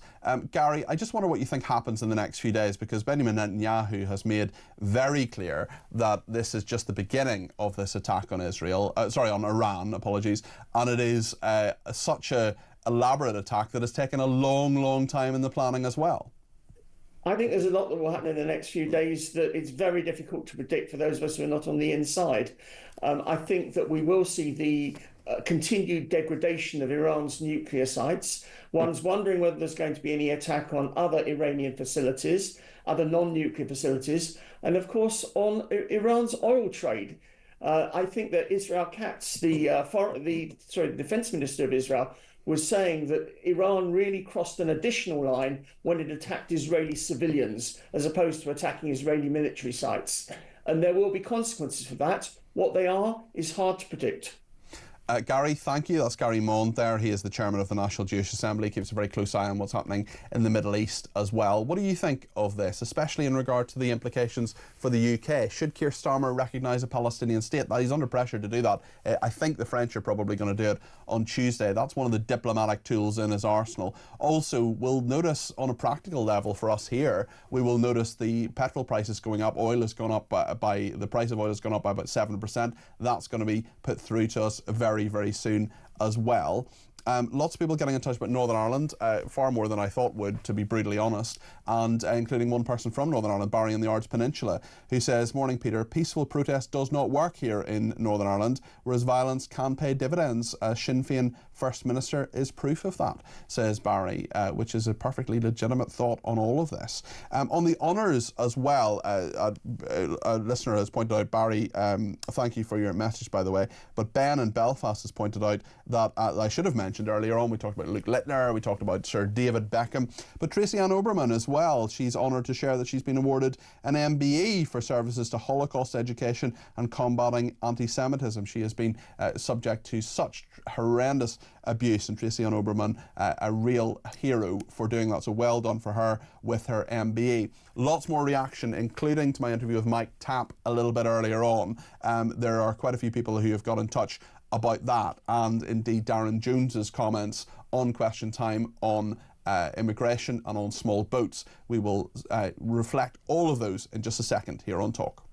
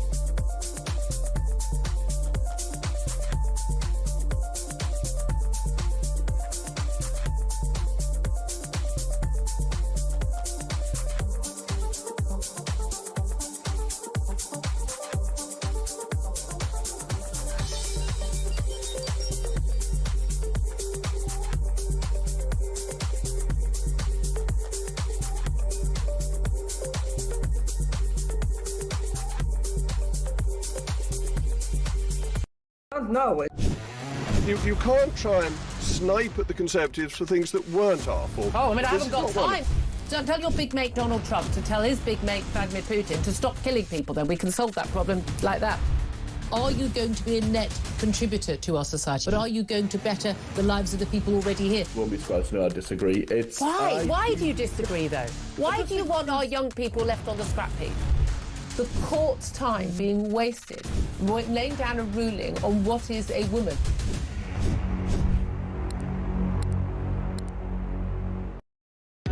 Across the UK, on DAB+, on your smart speaker, on your smart TV, and on your side. This is Talk. Thanks to everybody who's been in touch. Quite a lot of reaction to Mike Tapp. I don't think there are too many people who agree with everything that he says anyway. Dripping tap is what someone has referred to him as. I'll not read out all of this message because some of it involves words that probably shouldn't be broadcast. But Sandy says, listening to Mike Tapp talking to Peter Cardwell on Talk, where Peter reminds him that most listeners are Reform supporters. No, I don't know if most, but certainly quite a lot of our viewers and listeners are Reform supporters. Would he like to apologise to them for the way he's spoken about them in the past? Tapp replies, no, I wouldn't, and also says there's no easy fix to stop the boats. There is Tapp. Stop the benefits, housing, hotels, free food, NHS care, etc., and they'll stop coming, or tell Border Force not to pick them up, or dump them back on French beaches. I've sorted that for you, Mike Tapp, says Sandy. Thank you for that tweet. Thank you also to Mr. Wainwright, who says, dripping Tapp doesn't realise he's a member of the pro-Islamic Labour Party. His bosses won't like this. Certainly Mike Tapp is pretty strong in his support of Israel. That is something that not every member of the Labour Party is, of course, although some are. Graham has been in touch about our debate desk panellists as well, including Matthew Hulbert. Matthew Hulbert just chooses the opposing view to everybody else. He's argumentative for the sake of arguing. There's no balance or objectivity in his comments. He is symptomatic of all that is wrong with the Liberal Democrats. The other Matthew, though, Matthew Goodwin Freeman, he's excellent, says Graham. Another person says, what defence? Israel attacked first. Well, Israel maintains, of course, that they've been under threat from Iran. Iran is a clear and present and real danger to Israel, and Benjamin Netanyahu feeling that, of course, those attacks were justified. Also, I think that's perhaps ignoring the elephant in the room, in that all the proxies of Iran, such as Hamas, which of course perpetrated the 7th of October massacre, those terrorists and Hezbollah, who are proxies of Iran, well, they are the ones who started what has been going on in the last sort of 20 months or so. So Iran, as a state, may not have done that, but they've sponsored their proxies who've done that. So I think there's a bit more of a nuanced argument there, perhaps. Molly says you start a conversation regarding the disgusting alleged sexual assault of young girls in Northern Ireland, and that 2 or more alleged non-English speaking youths are in custody. Then you go into full tonto adolescence. We know not all men are good. We don't need to import more. Well, Molly, listen, I'm absolutely fine to broadcast that. I'm absolutely fine to get your sentiments there. I think the points Grace was making was actually, if you're going to make a point about this, make it about everybody. There are quite a lot of voice notes we're going to come to in just a second, but I just want to play you a little bit of footage of what's been happening in Egypt, which is very interesting, because there have been some Irish politicians and others as well who've had a sort of march on Gaza or march to Gaza. They've attempted to do that. They've been stopped by the Egyptian authorities, unsurprisingly, and there have been scuffles there. They've been stopped by the Egyptian authorities. It is very straightforward that they are marching for the people of Gaza, they would say, but actually they're defending, I would argue anyway, in my strongly held personal belief, the Hamas action in Gaza. And there are far too many people, including very naive and sometimes stupid and sometimes straightforwardly anti-Semitic Irish politicians and other politicians, including in this country, who are supporting what's going on there and should not be. But those scuffles and those scenes from Egypt we have on the screen right now, unsurprisingly, the Egyptian authorities not agreeing with that. I'm not sure that is the reception that those marching to Rafah or attempting to march to Rafah would have wanted. So happy to talk about that. And also Gary Mond gave his views on that in a second. Andy says, has been in touch from Woolwich and says, I think the things that have just been read out that people are saying about you are horrendous. I think you're seriously, along with Mike Graham, the best presenter on Talk. Thank you, Andy. No ranting and raving. Keep up your good work. Andy, thank you. I try not to read out too many messages like that, but didn't read that one before I read it out. I just read it on the screen. So thank you very, very much indeed to Andy in Woolwich. And there's quite a number of people I think would maybe disagree with you. Kitty in Kent has been in touch. This is what she has to say. Hi Peter, Kitty from Kent here. So the Darren MP out and out lied on Question Time. He wasn't referring to one boat, he was referring to all of the boats, and he was gaslighting the nation, as this despicable Labour government constantly do. Then when he was called out by Reform and not getting away with it, he lied about the lie. Now you've got people like Mike Tapp, who's just a terrible, terrible person on social media, coming onto your show and pretending he's innocent of it all and doesn't really know and stuttering around, etc., etc. He knows he lied. And I think you're brilliant, Peter, but I'd really like to see you push harder to have them say, yes, we out and out lied, because that's what they're doing. And unless they get called out and humiliated into admitting it, they're going to continue to gaslight the naive people in this country. The non-naive people see it, but we just don't get much of a voice. Okay, have a lovely day. Kitty, thanks so much for your message there. I think I agree with you in a lot of that, certainly, and I think we should actually watch that Question Time clip just one more time in just a second, just to remind ourselves of what has been said there. In terms of pushing hard in interviews, look, different presenters have different kind of styles, I suppose, but what I generally feel is that people reveal themselves in interviews. Sometimes you need to push them, sometimes you need to do that, and I've certainly done that this morning in a number of different ways, I hope. But it's interesting, actually, that Labour, and particularly Darren Jones, has sort of clarified his comments. Let's just remind ourselves of what he said on Question Time the other night. And when you see that the majority of the people in these boats are children, babies and women who have been... No, they're not. No, you have got to take... No, look, I get this is... North of 90% of them are adult men. Let me be... No.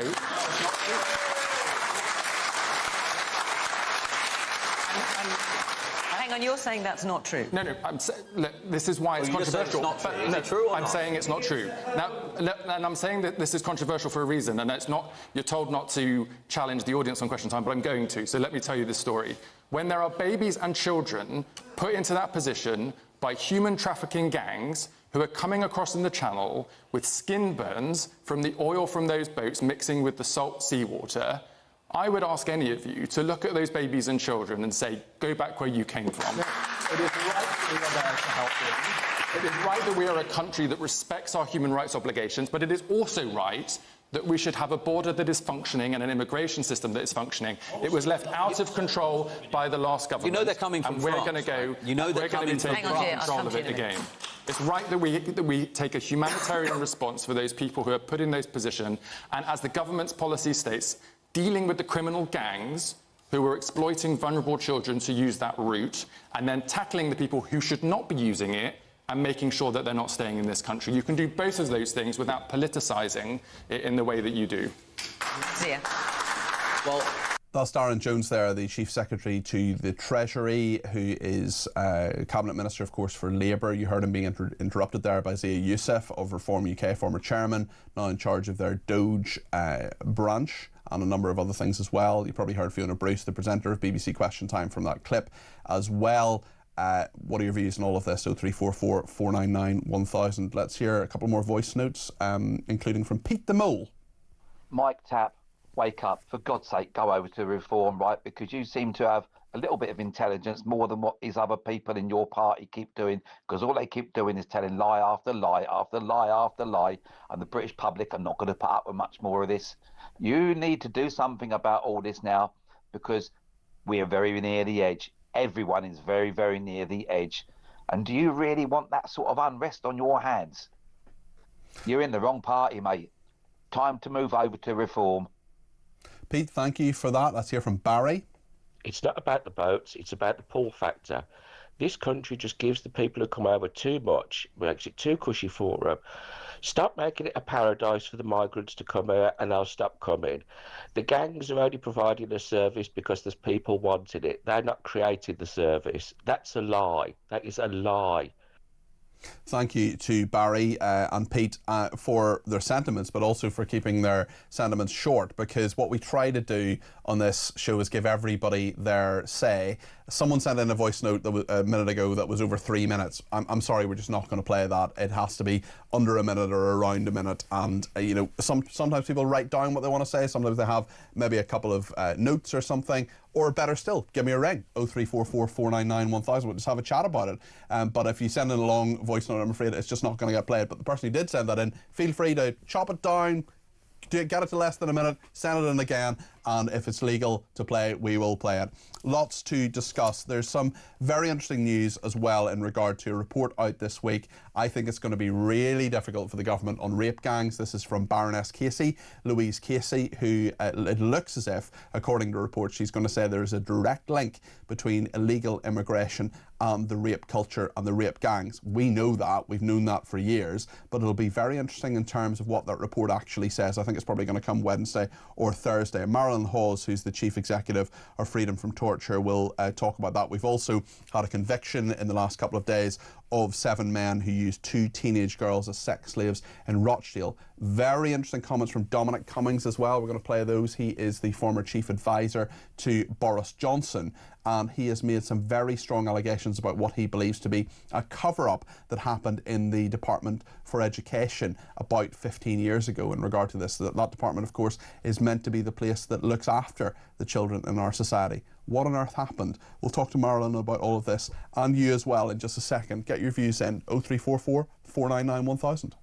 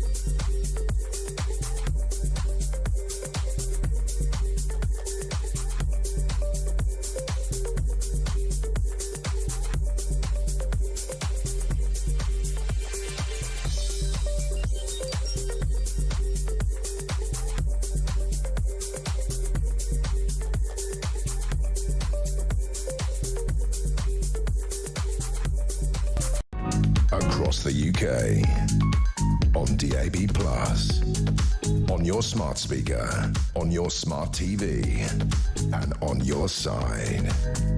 This is Talk. Well, it is the King's birthday today, King Charles, and of course it's trooping the colour down at Horse Guards in the centre of London. We can see just a little bit of that now, see what's going on. The Coldstream Guards are being presented to the King. This is a bit of the pomp and ceremony that this country does so well. Our braved armed services taking part in this ceremonial tribute to the King on his birthday. Let's just see a little bit of this.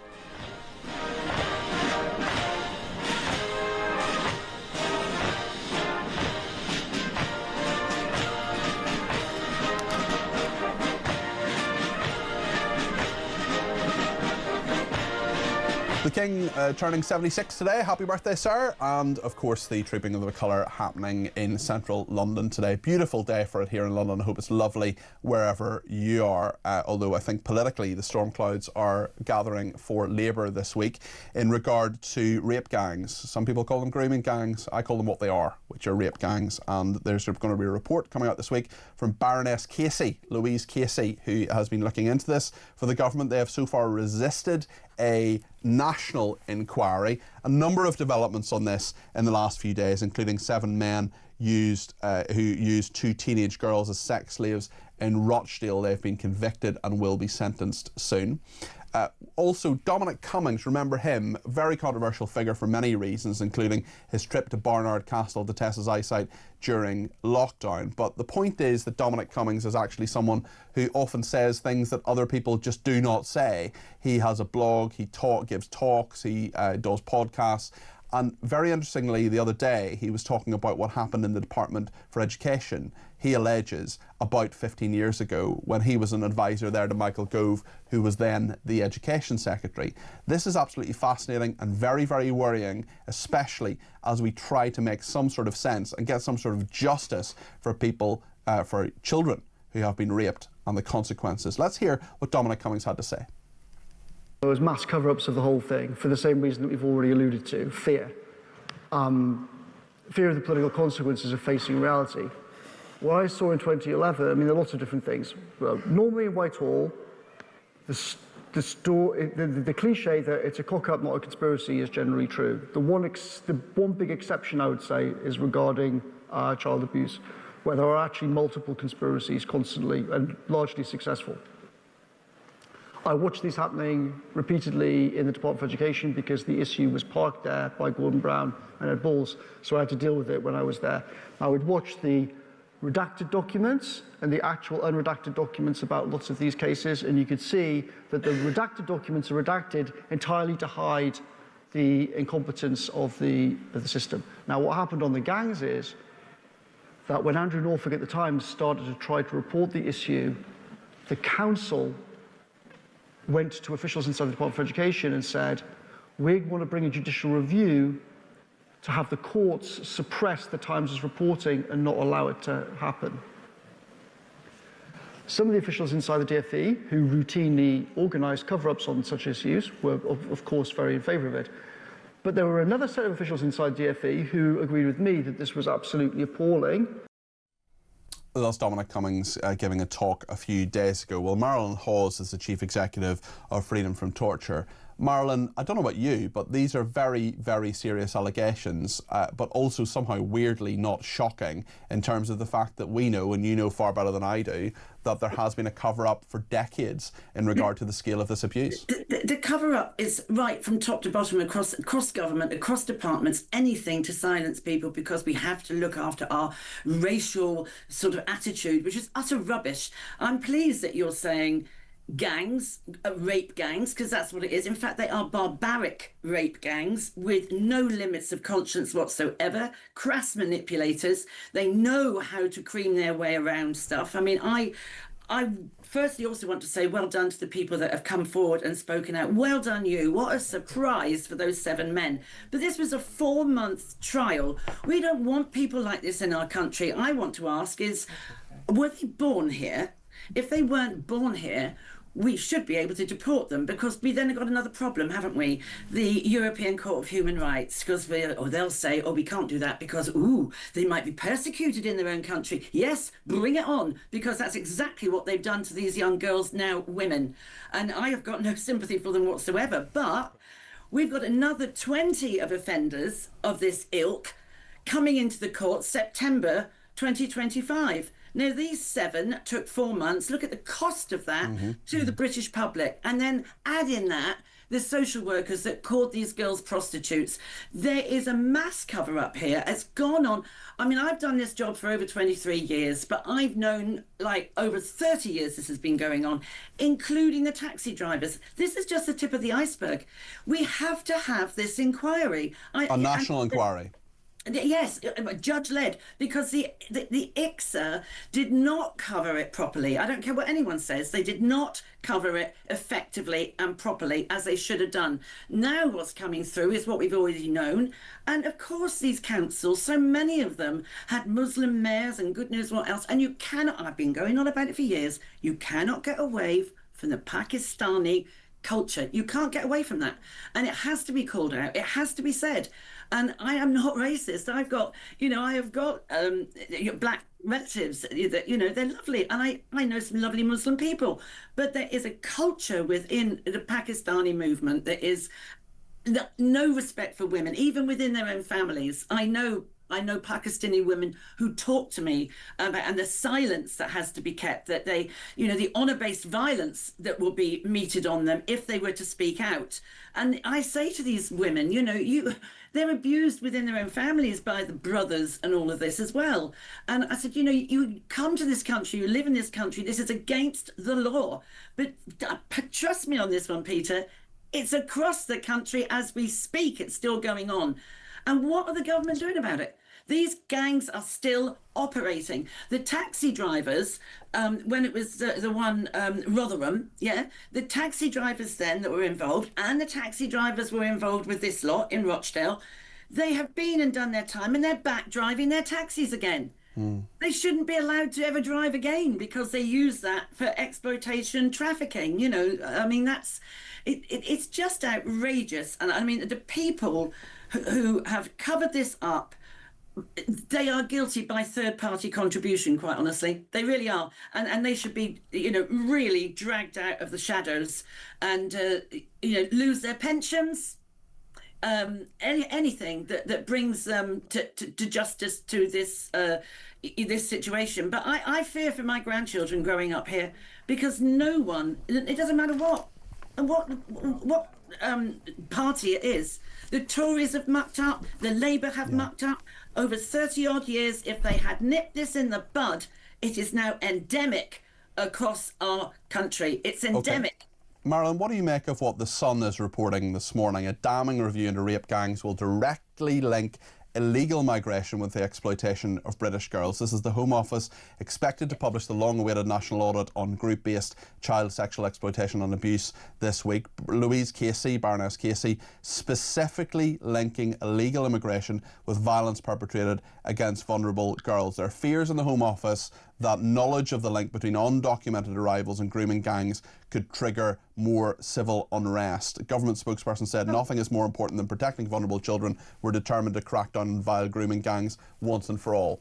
I wish they would say violent rape gangs. I wish they would get over the grooming bit and say for what it is, call it out for what it is. Yes, that is happening. A lot of Albanians have come over here. A lot of these people that are doing the boat thing, coming across on boats, they're based here and they are funding the people to come over.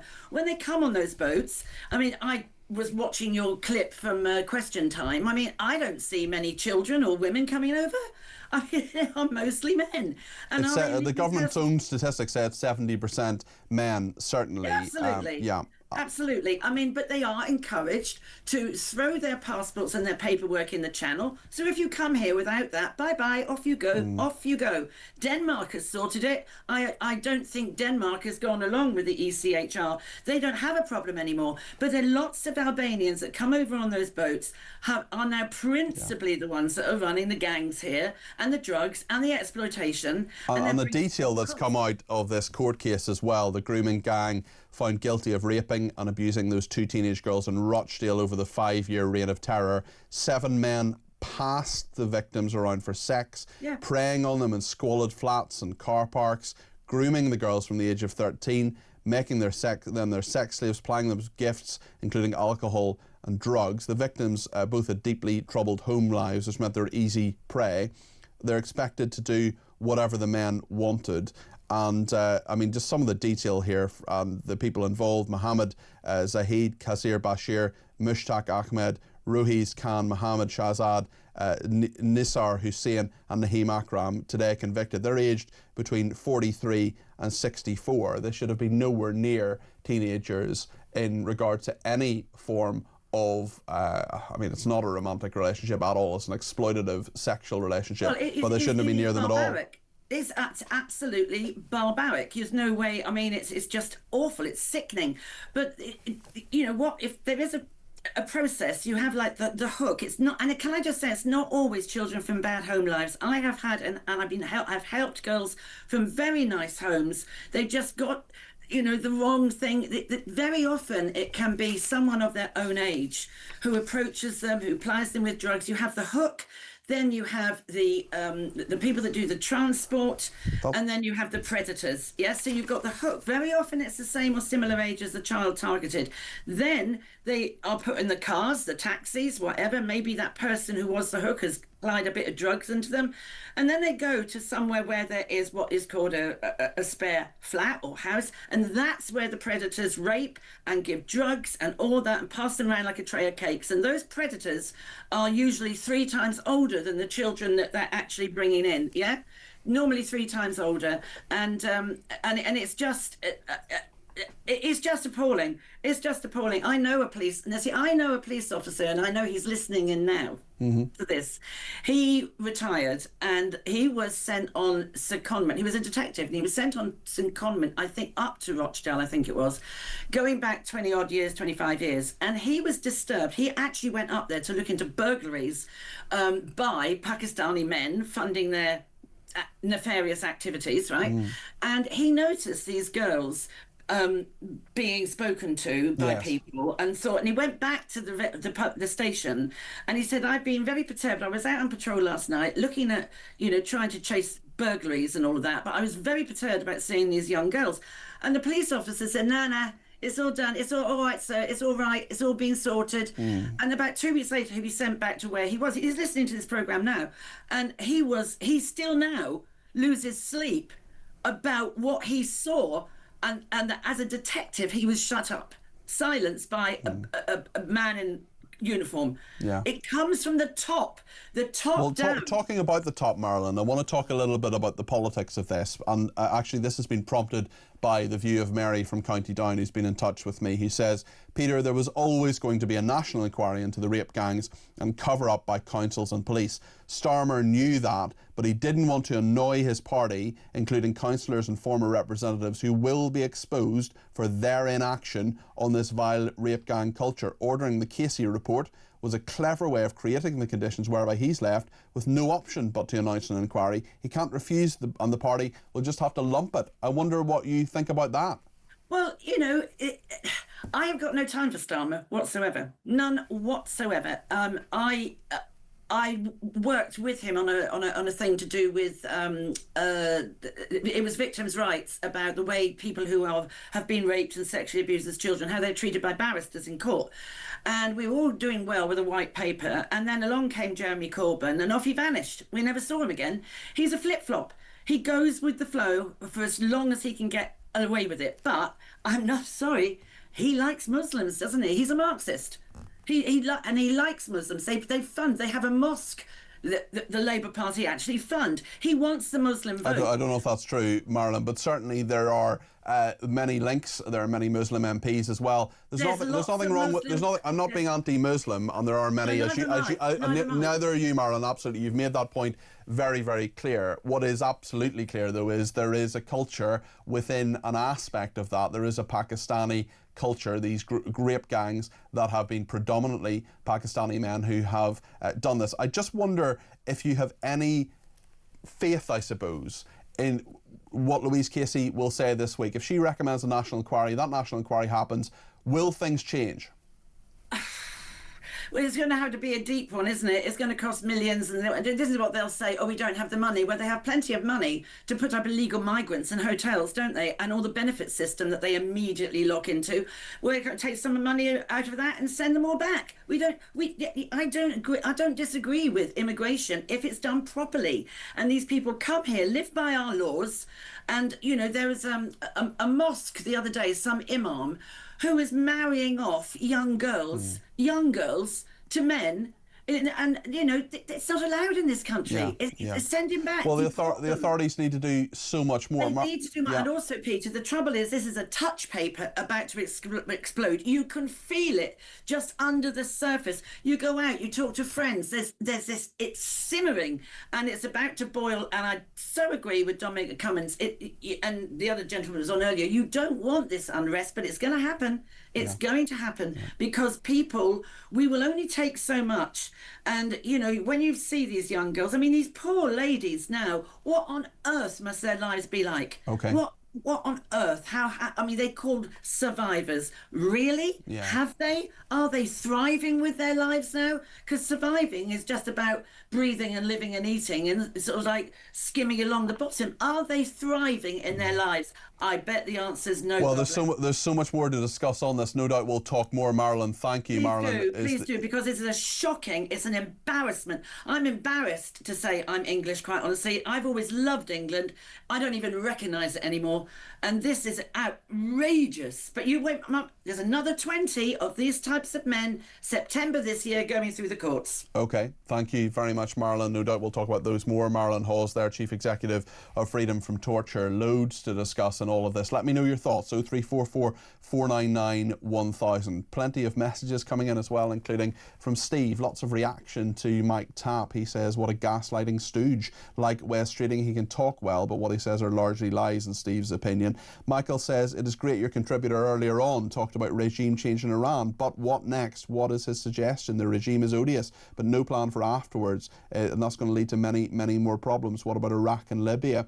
Heather in Buckinghamshire says, morning Peter, I'm astounded the views of the Liberal Democrat activist who was on the show earlier. I emigrated legally to this country in the 1990s. It was not easy. I'm grateful it was not easy. It forced me to really consider whether Britain was absolutely the right choice for me.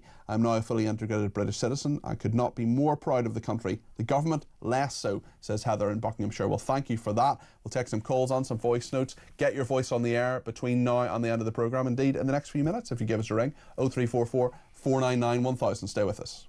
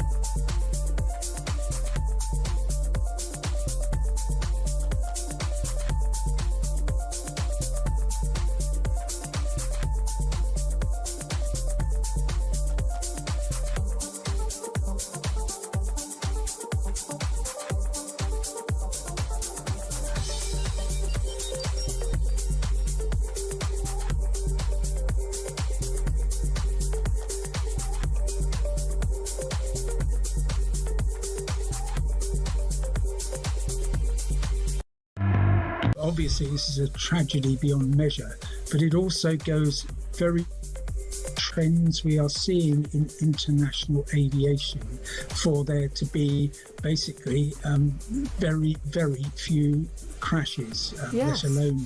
People think of it as that so many people are scared to fly, but it is actually, mile for mile, time spent travelling, the safest form of travel. There are so many areas where safety has been improved over the years, which is why, of course, such horrific stories become news.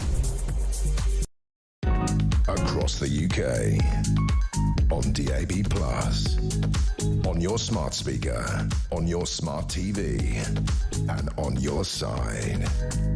This is Talk. Well, thanks to everybody who has been in touch. Quite a number of people. Anonymous, and says anonymous for obvious reasons, says, I was a lawyer for 20 years. I was a lawyer, 20 years ago. I looked after a minicab operator in the north of England who was accepting bookings for concerned fathers who said they did not want a Pakistani driver. The licensing authority told the minicab operator that he must stop doing so because of racial discrimination. I told him to continue doing so and that if he was prosecuted, I would look after him for no fee. Very, very interesting. Thank you to Alison in St Albans who says, great show. You say what we are thinking. On the rape gangs issue. Next time you have a politician of any party on, please ask him what can be done about the horror of Bonnie Blue and her upcoming shows. This is an interesting one, actually. I was reading about this last night. Bonnie Blue is an OnlyFans model. OnlyFans does a lot of things, but it's mainly a pornographic site. And without going into detail, at 10 to 12 in the morning, there is a particularly sadistic, brutal thing that she wanted to take part in online, and it was banned by OnlyFans. This debases women, says Alison, and surely adds to the perception of incomers about what our culture will accept. Surely it's an offending of public decency. Please could you and Talk do what you can on this? Something needs to be done. Men who are using her and others are fathers, brothers, uncles, husbands, neighbours. We should not be normalising depravity as it will creep towards the mainstream. Again, Alison, I totally accept your sentiments. There will be children listening, and I just want to be really careful what I say at this time in the morning, but we cannot hide from the reality. And things like that, things like what Bonnie Blue is proposing to do, and I think it now has been stopped from doing, certainly on the OnlyFans site, which has banned her. And I mean, it says quite a lot when you're too extreme for OnlyFans, which is a pornographic site. Well, that is something that I think says a lot about where our society actually is. Leslie says, what if Dominic Cummings is saying is true? No wonder Labour are refusing a public inquiry. And thank you on the comments on Darren Jones as well. Vivian says Darren Jones needs to go to Specsavers, or perhaps none of the Labour Party can tell the difference between men and women. And Simon says, Peter, you seem to have an unwavering support for Israel and vilify anyone who sides not with Hamas but the people of Gaza, who are the victims of genocide and war crimes on a daily basis. Yes, Israel had a right to defend itself after the 7th of October, but look at the destruction in Gaza, where there are Hamas operatives in every one of those buildings, or this ethnic cleansing, which is a war crime. You need to call it out for what it is. Right, Simon? I'm going to go through this methodically. You have unwavering support for Israel. No, I don't. I have criticised Benjamin Netanyahu and his actions and some of the comments of some of his cabinet on numerous occasions, so that's wrong. You vilify anyone who sides not with Hamas but the people of Gaza. Incorrect. I've had numerous people on this programme who are standing up for the people of Gaza. I've stood up for them before. I want to free Palestine from Hamas. Free the Palestinian people from Hamas, who are terrorists, who are oppressing them. So that's wrong. Who are victims of a genocide. Incorrect. That is factually incorrect. It is not a genocide. Also, Simon, you haven't messaged me about Sudan and the 3.5 million people who are victims of genocide there. Do you care about that, or do you just care about what Israel is doing? Interesting. War crimes on a daily basis. Well, that's not proven, and it'll be very interesting to see what the international courts say, including international courts that are polluted by people who are just straightforwardly anti-Israel and anti-Semitic. Yes, Israel has a right to defend itself after 7th of October, correct. But, there's always a but, look at the destruction of Gaza. Were there Hamas operatives in every one of those buildings? The answer is probably yes. Listen, it's a war. It's a very, very difficult thing. Innocent civilians get killed. I don't want them to get killed. I don't want that to happen. I want innocent Palestinians to be absolutely fine and treated well. That's why I want them to live in peace. Is this ethnic cleansing? No, it's not. Do you know who wants to ethnically cleanse? Hamas, because they want to destroy Israel. They want to wipe it off the map from the river to the sea, Simon. Ethnic cleansing is a war crime. That is correct, but it's not what Israel is doing. And if so, you need to call it out for what it is. Very happy to call it out because it has happened by Hamas. They have attempted to ethnically cleanse Israel. They have been sponsored by Iran, and that's now where the rockets are going from Israel. Is Israel always right? No, of course it's not. But it's a democracy. It's a democracy, and do you know what the only country in the Middle East that recognises gay marriage, for example, gives rights to women, allows women to study at university, stand for parliament? Israel. Okay? Is it perfect? No, absolutely not. Is most of what you said in your message wrong? Yes. Thank you to Nicola in Norfolk, who says Darren Jones was a disgrace with his comments, and even worse was his clarification, which was an outright lie. I'm afraid this may sound harsh, but it's not the people smuggling gangs putting babies and children into boats, it is the parents. Let's hear some voice notes. Kate has been in touch about those boats. Morning, Peter. Kate from Leeds. When these boats are coming from France, they're coming from a safe country. They've already entered France through their borders, and you know, the mothers, the fathers are putting these children at risk, putting them in boats.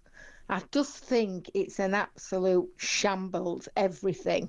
And that Labour MP is an absolute disgrace. And the more people say things like that, the more stupid people are going to believe them. Anyway, it just riles me. It just really, really riles me all the time. Thank you. Good show. Thank you, Kate. I really appreciate that. Let's hear another voice note from Alan. Good morning, Peter. Listening to the question time, Treasury man, complete and utter lies, and listening to Mike Tapp this morning, this Labour government are all just trying to cling on to power. They've had it for the first time in 14 years, and they're all liars, and they don't care, and they think the people of this country are thick. They think we're stupid. The sooner we get rid of them, the better. On the Chagos deal, lots of reaction to that. Let's hear what Colin had to say. Hi, Peter. Colin in Leyland here. I've just been listening to Mike Tapp on your show. He's lied yet again about the Chagos deal. China did agree with it. He thought it was a fantastic deal, as did with Russia and Iran.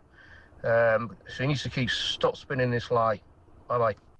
Thank you for your message there, Colin. Let's see a little bit more of Trooping the Colour is happening at the moment. This is the parade being held to mark the King's official birthday. He is 76, of course, and this is the official celebration. Let's hear a little bit of this.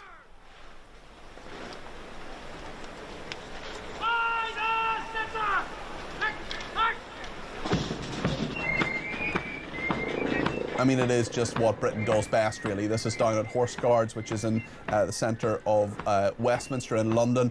And Debbie's been in touch on Trooping the Colour. She says, I was half expecting you to show a trans rights rainbow protest. No, not on this network, Debbie. But yes, beautiful scenes there of our brave servicemen and women doing an amazing ceremonial duty for the King. We'll talk more about that, of course. We'll also find out what's happening in Northern Ireland and what's been happening over the last few days. Peter McVerry is a reporter there. We'll be talking to him in just a second. Get your view too. 0344 499 1000. Stay with us.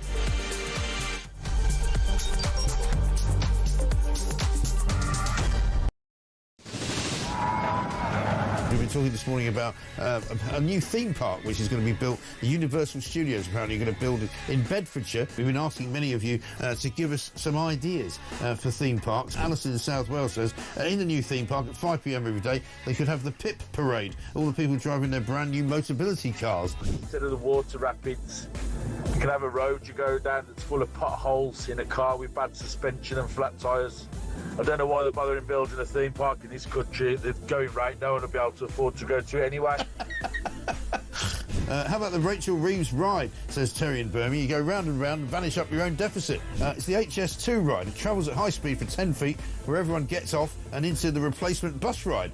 Tickets are £50 if bought 5 months in advance, or £1,000 on the day. There's a strong rumour going around that Rachel Reeves is going to have a kissing booth for this theme park.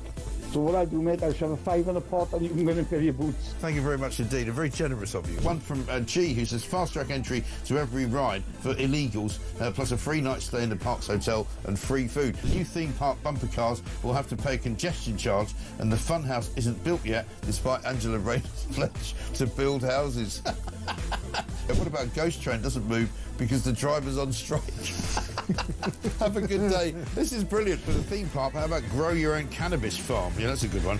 An Ethiopian safari park narrated by Angela Rayner, says Gary in Durham. How about that? This sums up the Labour Party to me. The one idea they have to improve growth for the economy is to basically have a bloody big fun fair. It's the type of idea primary school children would pitch, given 10 minutes to come up with something. Well, it turns out, Matt, in Royston, that it's not even their idea. But they're now trying to claim it's their idea, even though it was actually the Tories. They have done brilliantly on breakfast, but you know on Drive you've done brilliantly as well. Downhill slide rides surrounded by ULEZ cameras so that people are fined on exit. Love it. You could have a Birmingham-themed whack the rat stall. If you whack the rat, you can have your bin emptied for free. On the Labour theme park, a house of mirrors where they're all boarded up because they can't bear to look themselves in the eye. I've got a great one for you, mate. This is for the is this for the Universal theme park run by Labour? Moat right around the park. Yeah. With loads of dinghies. Call it a channel and say anyone who can break in, all is free. Imagine the scouts to say you can break into a theme park for free. Hi, Jeremy. Hey, it's simple. You've got the Labour ghost. Across the UK, on DAB+, on your smart speaker, on your smart TV, and on your side. This is Talk.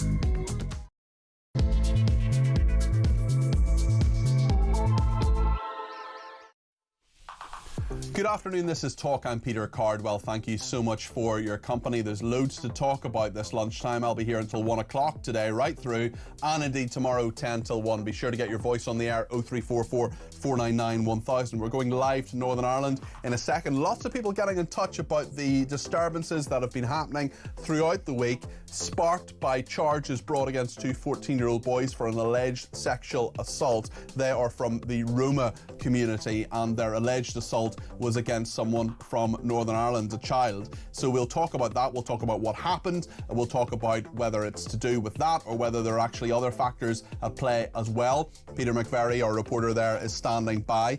We'll talk as well about Israel's shadow war. Jonathan Sacker-Doty is talking about this. We'll also speak a little bit later to Kinsey Schofield, host of Kinsey Schofield Unfiltered, about Harry and Meghan. They've axed their PR team. They haven't had very good PR for quite a while, partially because of them. We'll hear from you as well. Keep sending in your voice notes, 0344 499 1000. You can also ring me on that number or send me a WhatsApp text message. Lots to discuss. You can also text me 87222 with the word talk in your text, or you can tweet me at talkTV or follow me at Peter Cardwell. Loads to sink our teeth into between now and 1 o'clock. Stay with me here on Talk. Well, Trooping the Colour is happening at the moment. It's the King's official birthday, and that is happening today. It's the best of British, really. Our troops are there at Horse Guards. We can see just a little bit of that on the screen at the moment. Michelle says it's a distraction. Pomp and pageantry like the daily circus for the peasants while Rome fell. The King is handing away our sovereign territories and should abdicate, says Michelle. Well, it's not the King's fault that the Chagos Islands have been surrendered. I imagine Michelle wouldn't be too happy with what's happening in Gibraltar previously. The King does what the government advises him to do, but certainly what we're seeing at the moment and hearing, if you're listening on the radio, is the best of British. It's our the incredible pageantry, the incredible discipline of our forces that are taking part in the Trooping of the Colour today. Thanks also to everybody else who has been in touch, including Nicola from Norfolk, who says, Marilyn's brilliant. Just like Maggie Oliver, the government should be listening to them, not the liberal, lily-livered Whitehall blob. Nicola, I think you said put that in there because it would be tough for me to say that. But listen, you make a very serious and important point there. And yes, Marilyn Hawes, really great. We talked to her a little bit earlier on grooming gangs as well. Kenny in Edinburgh says, I hope you're okay, Cardi P, and having a great Saturday. Thank you. I am, Kenny. Hope you are too. 7 men abusing 2 girls. Yes, this conviction that has happened. Details of that a little bit earlier on in the programme. Forgetting political correctness for a second. This is extracting the Michael. Young girls, whatever their background, they've been raped, for goodness sake. Never mind offending certain part or parts of the community. Young girls have been abused. That's it. Enough said. Those people, in inverted commas, that do that should be jailed permanently or given capital punishment. Either way, this horrendous behaviour needs to be dealt with now. Lots on Darren Jones and indeed on Mike Tapp. I promise you I will get to that a little bit later on. But what I want to talk about now is what's been happening in Northern Ireland. A lot of the media have been basically ignoring this here in Great Britain. It is a vital part of the United Kingdom, of course, Northern Ireland, and indeed last night, part of this violence has been going on now for 5 nights. Some of it happened in Portadown, which is my local town where I'm not quite from there. I'm from a village called Rich Hill, which is about 6 miles down the road. But I went to school in Portadown, two schools there, Clonard Junior High School and Portadown College. And I know lots of people there, including my friend Sandra, who has had an absolutely horrendous time on her street where she's lived for the last 44 years. The last few nights she's barely got any sleep because of what is happening. She's very nervous about what is occurring. And we know that this has continued. Well, Peter McVerry from U105, which is our sister station out there in Northern Ireland, they're based in Belfast, and Peter is with us now. Peter, can you just talk us through why this has happened? I know a lot about it, you know a lot about it, but there'll be a lot of our viewers and listeners who might be coming to the story for the first time. How did this start? Just talk us through the last few days. Yeah, no problem, Peter. Nice to talk to you. And as you mentioned, Peter. This all began, there was an alleged attack on a teenage girl in Ballymena last weekend. It's the latest in a series of attacks against young girls and women in Northern Ireland, and there were a number in that area over the last while. When 2 teenage boys appeared in court on Monday, they answered the charges and pled not guilty through an interpreter, and Roma interpreter, as you say. That then sparked the decision for a protest later that day in Ballymena. The protest was ostensibly in solidarity with the young girl and her family, with others who've been attacked in the area. So that started as a peaceful protest, Peter, didn't it? It did. Totally peaceful, and that ran probably, Peter, for about an hour and a half, 2 hours. And only at the tail end of that totally peaceful protest were there some people in masks who stayed behind and engaged with police. That turned into a night of riot, and that was the first night on Monday. That ran for in Ballymena across 3 to 4 nights. As you say, your local town of Portadown has been the epicentre of it across the last couple of nights. There have also been protests and some violence and some damage caused in other places, including Belfast, including Larne, where some protesters set on fire a leisure centre because they believed that some of those had been displaced from Ballymena were staying there. Turns out they had been there, but they'd moved before the incident. But we've had about close to 40 officers injured in the various protests, Peter. We've had one person arrested. Police put out photo fits yesterday of 4 or 5 people they want to talk to. But the longer it's gone on, the more there's been a discussion about whether or not this is actually centred on those cases and the allegations of whether or not this is people in those areas who are feeling anger and who are wanting to register their annoyance at ethnic minorities and foreign nationals who've moved into the area, and also at the services they believe they're possibly being deprived of because these people are receiving treatment that they believe and jobs that they believe maybe should be their own. Tell us, Peter, about the controversy involving a minister in Northern Ireland. This is one of the DUP ministers, the main unionist party there. They're in coalition with Sinn Féin, and he's been heavily criticised. What are the details around that? Yeah, Gordon Lyons is as you say, is the DUP representative for that area. He's also a minister in the executive with the portfolio for communities. In his area was the leisure centre where some of those displaced in Ballymena had been moved to. The local politicians weren't consulted. He issued something on social media in the middle of the afternoon to say that it had happened, that they hadn't been consulted, that these people had now been moved on, and that actually people were entitled to protest, but that protest shouldn't become violent.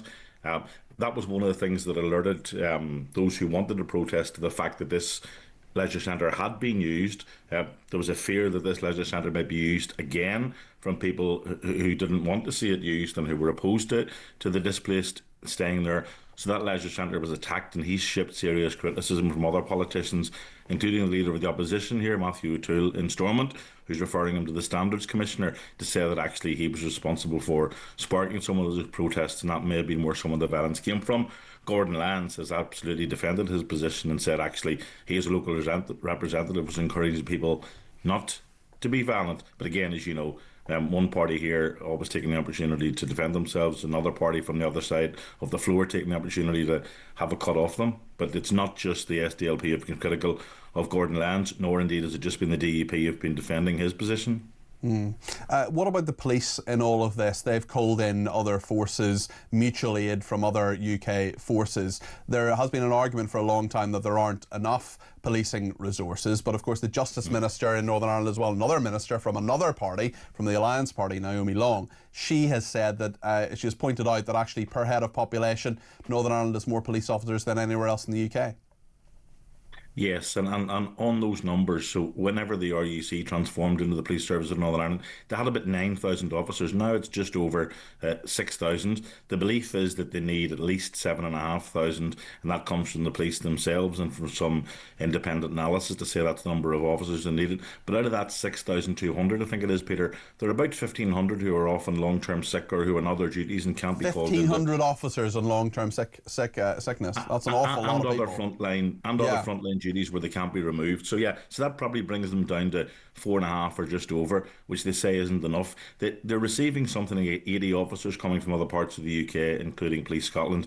The Police Service of Northern Ireland, the Chief Constable John Boucher, and the man leading this operation against these protests, Assistant Chief Constable Ryan Henderson, have been very clear to say they don't have enough officers. They need more officers. This 80 will be a drop in the ocean against that number of 1,500.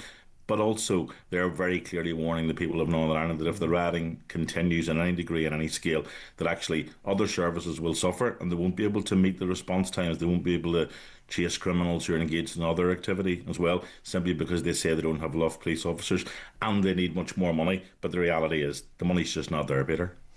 What happens now? Well, as you say, Portadown's been the epicentre over the last 48 hours. Ballymena has calmed a little bit.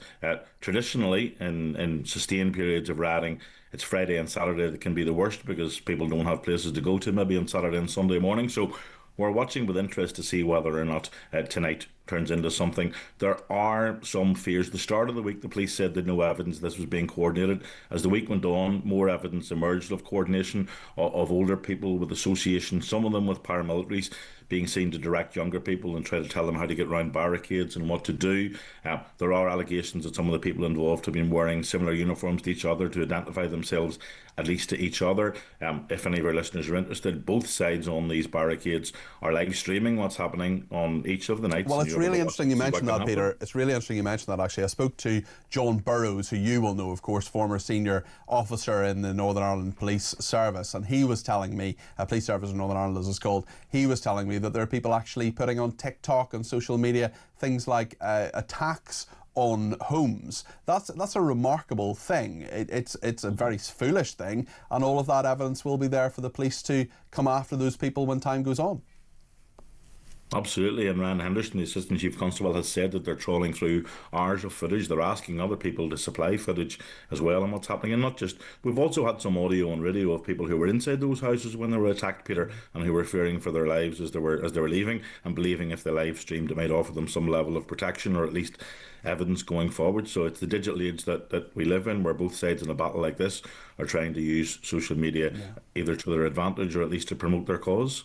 Peter, thank you for that. That's Peter McVerry there. He's the station manager at U105, which is our sister station there in Belfast, bringing us right up to date on what is happening there and happening in Northern Ireland. And the town nearest me, my sort of main town where near where my parents live, Portadown. It's really sad to see those scenes and similar scenes to what had happened when I was growing up. But of course, Northern Ireland, largely a peaceful place now, but the last few days have been absolutely dreadful. Debbie says, all these people keep saying violence isn't the way to protest, but was there any coverage on the peaceful protests at the start? Very good point, Debbie. There certainly was in Northern Ireland. There wouldn't have been by the wider UK media and Great British media. So listen, there are serious issues there. I agree with that, and I just don't think Northern Ireland is covered nearly as much as it should. Another person has been in touch to say, how about a mention for the Falkland Island Liberation Day, which is today, the end of the Falklands War, 1982. So it is, what, 43 years since then? Seems to be a forgotten war. 255 men and 3 locals lost their lives. Very happy to mention that, and thank you for that. I know loads of people who are in the armed services, people who are armed services families, veterans, listen to this station, and very, very happy to do so and mention anything in regard to that. We frequently talk about veterans' rights and what we do for them. That's a big theme of my broadcasting, and I want to continue doing that as much as possible. Mick says, regarding the migrants, this is why the country is down the pan, because of the people you had on this morning. I think Mick might be referring to my guest, Matthew Hulbert, a little bit earlier on. Quite a number of messages about him disagreeing with him. On Israel as well, a couple more messages. Penny in Essex says, it's a fact that doctors and scientists in Israel are on the way to finding incredible cures for so many diseases, including dementia and Alzheimer's and many cancers. This is the country that so many other countries want to wipe off the face of the earth because they are Jewish. This is religion, which is why we are atheists, says Penny. Penny, really interesting you mentioned that, and actually I had a very, very interesting interview a few weeks ago with a scientist, a professor, who's involved in a new form of cancer treatment, and it's almost like little sort of detecting the cancer and killing only the cancer cells. It's a really revolutionary idea. Some of it, parts of that technology and science are done in the NHS at the moment, but this is a really, really exciting development that could happen. He's an Israeli professor, and I would genuinely ask the people who say boycott Israel, are you not going to take that treatment if it's offered to you if you have cancer? I think you probably are. Simon's been back in touch and says, Peter, you've just shown your true colours. You're like Labour politicians who constantly refer to the last government, your iteration that it is Hamas, Hamas, Hamas. My question, were there Hamas operatives in every one of those buildings? Your answer, yes, probably. Take a look at the level of destruction in just about every part of Gaza. Every building destroyed, tens of thousands of innocent women, children and non-combatants ruthlessly murdered by indiscriminate bombing. But that's okay, is it? Every building hasn't been destroyed in Gaza. Lots of buildings have been destroyed. Tens of thousands of innocent women, children and non-combatants. Yeah, that's correct. And those people, there are many, many people who have been killed. But where are you getting your figures, Simon? Where are you getting the figures for that? I'm not saying it hasn't happened. I'm not saying for a second that there have not been many, many people who've been killed by what Israel have done. I'm not saying that for a second. What I am saying is that the figure that you're quoting and that lots of other media quote is from who? Hamas. Well, I'm a journalist. I wouldn't trust Wikipedia. I check everything I try to check everything I broadcast. But actually, those figures are from Hamas. They're a terrorist organisation. They started what happened on the 7th of October.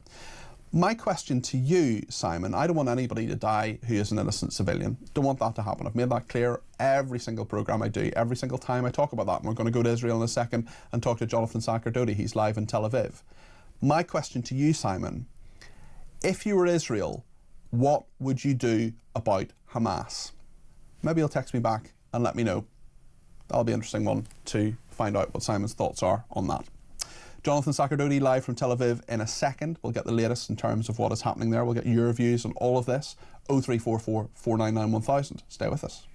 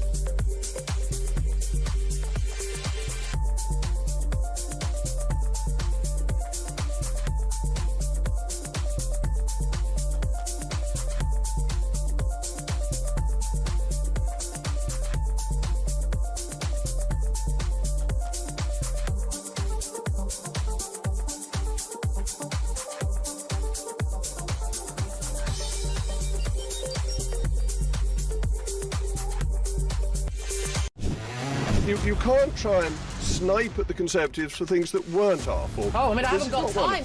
Tell your big mate Donald Trump to tell his big mate Vladimir Putin to stop killing people, then we can solve that problem like that. Are you going to be a net contributor to our society? But are you going to better the lives of the people already here? Won't be surprised to know I disagree. Why? Why do you disagree, though? Why do you want our young people left on the scrap heap? The court's time being wasted, laying down a ruling on what is a woman.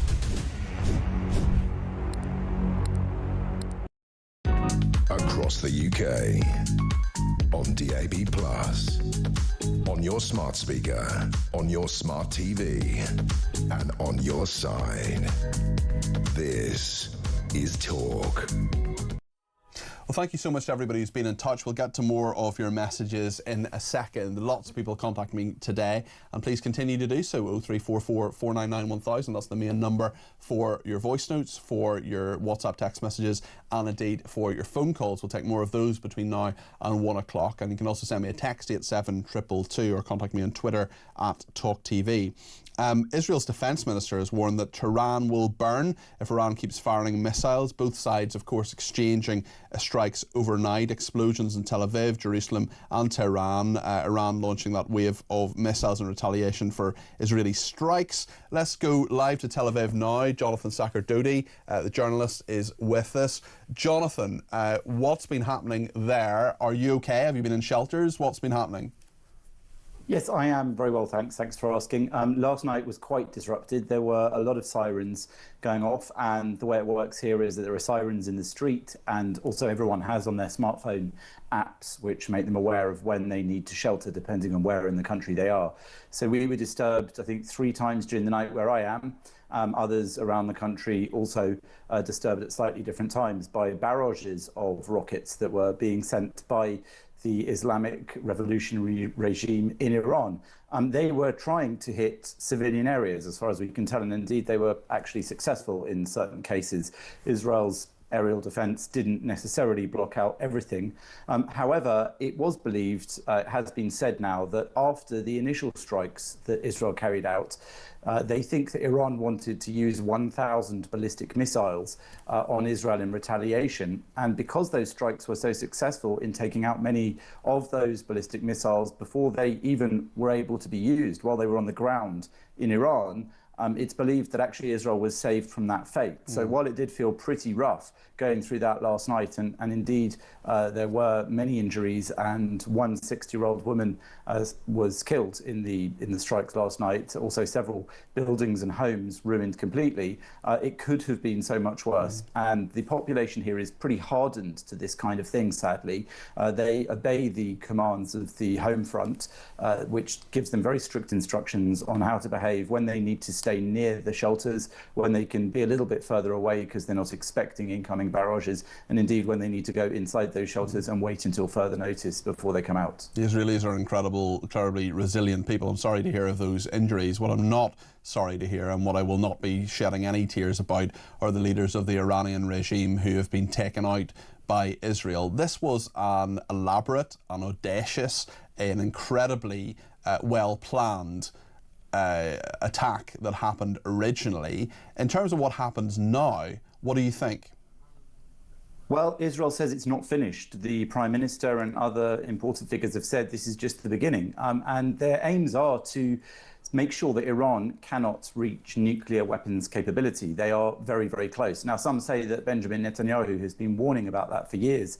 In fact, I just posted a clip on my own Instagram and X this morning of a speech I gave at the Cambridge Union when they asked me to go and talk about the risks of a nuclear Iran 12 years ago. Pretty much everything I said then stands today, but many people are saying, well, that was 12 years ago. You said they were on the verge of it then.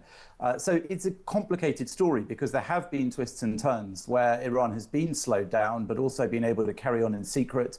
And achieving nuclear weapons capability isn't that easy, fortunately. So what's believed to have happened now is that Israel saw a very narrow window of opportunity, and that's why they're acting. And also, part of the problem is not just the nuclear material, but it's the ballistic missiles that can be used to carry it. Those missiles, Israel has said, could reach not just Israel and the immediate neighbours in the Middle East, but actually parts of Europe and eventually even the United States, the UK. And that's why Israel said that it's really acting in a way that's going to be, in the long term, saving many, many countries around the world from the prospect of this terrorist sponsoring state, this tyrannical theocratic regime with some quite crazy beliefs, from being able to launch nuclear attacks around the world. And if that is true, then many people are saying Israel should be getting a lot more support from countries like our own for this activity. That's exactly what I want to ask you about, Jonathan, because the G7 is happening, this group of the 7 biggest economies in the world. America will be Trump will be talking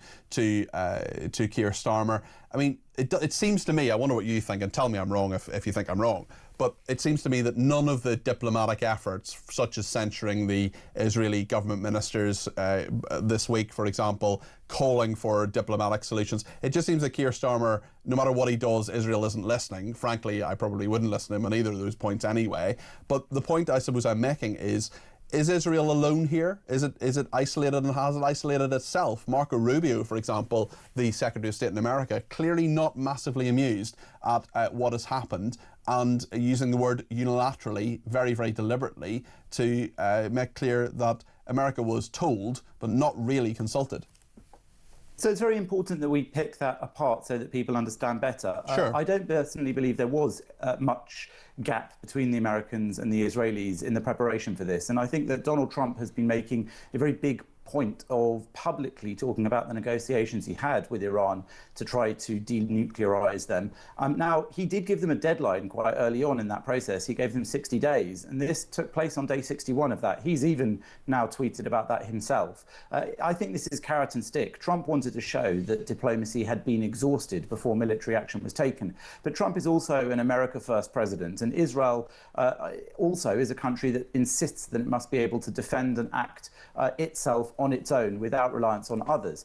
So obviously Israel does rely in part on coalitions and weapons that it can buy from other places, but Israel is acting this time alone. It did inform the US, and the US, I think, are pretty much squarely behind Israel on this. They've said as much, but Marco Rubio is pointing out that this was not a US military strike. These are not US-led activities. The US is helping to stop the incoming ballistic rockets that are being aimed at Israel, but Britain is not. And Britain, in fact, we're told, did not get advance notice of Well, this. it's really interesting you mentioned that. Philip has been in touch on Twitter and says, "Morning, Peter. The fact Israel chose not to inform the UK government," that's what we're being told anyway, "of its intended strike on Iran speaks volumes. Israel doesn't trust Starmer in the cabinet, and who can blame them with so many MPs with anti-Israel tendencies?" What do you make of what Philip says? Well, unfortunately, that seems to be the case. And personally, I would agree that I think under the new government, Britain has really shown that it's actually not particularly taking actions or making statements on Israel's side. So where the US has been careful to try to show that Israel is acting independently, but it still supports Israel's right to act, Britain has been doing the very opposite, sanctioning members of the cabinet in the Israeli government and speaking increasingly critically of Israel in ways that I think aren't reasonable, talking about starvation and Israel trying to starve civilians in Gaza. David Lammy is even believed to have manipulated or made up a quote from Benjamin Netanyahu when he was talking about that in the Commons. So there is definitely a gap there, and I think Israel just appreciated that it didn't need Britain's help, or perhaps wouldn't get Britain's help in these strikes, so that's why they didn't warn them. But I do think it's important to say that the US is pretty much behind this. Trump is in fact constantly making public statements at the moment, saying to the Iranians, come back to negotiate, step down, give up your nuclear ambitions, and all of this could stop. But they're not doing that. And I think it's very clear that the Iranians, in fact, are aiming these missiles at places like those where I'm staying. They're aiming them at civilians. Israel, conversely, is carrying out very targeted strikes on intelligence-based material where they're trying to get weapons, ballistic missiles, trying to take out Iran's aerial defense system so that it has freedom to act. And then it is bombing nuclear facilities and other specifically military facilities, as well as assassinating leaders of the military and scientists who are part of the nuclear plan. And all of these are in a very stark contrast to what Iran is doing in bombing and trying to kill and successfully killing Israeli civilians here in Israel. Jonathan, thanks for that analysis. Stay safe with the people you're with as well in Tel Aviv. Wish you well. Daniel Roth will be with us in just a second. He's Research Director of United Against Nuclear Iran. He's going to be with us live from New York. Stay with us. Talking to Daniel in just a second.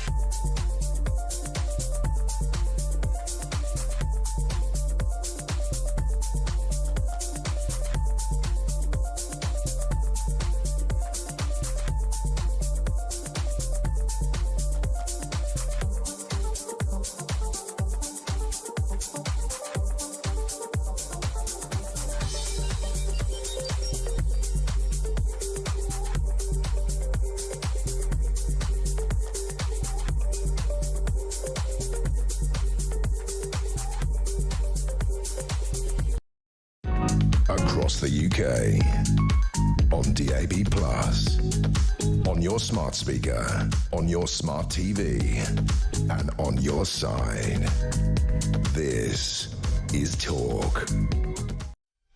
Let's go live to New York now. Daniel Roth is with us. He's Research Director of United Against Nuclear Iran. Daniel, sorry for keeping you waiting, and apologies for that. And thank you so much for getting up early in the morning. A very good morning to you. A very difficult morning, of course, for those in Israel. And I just wonder what the actions will be specifically of America in regard to trying to support Israel to some degree, and also making sure that Iran no longer poses a threat towards Israel.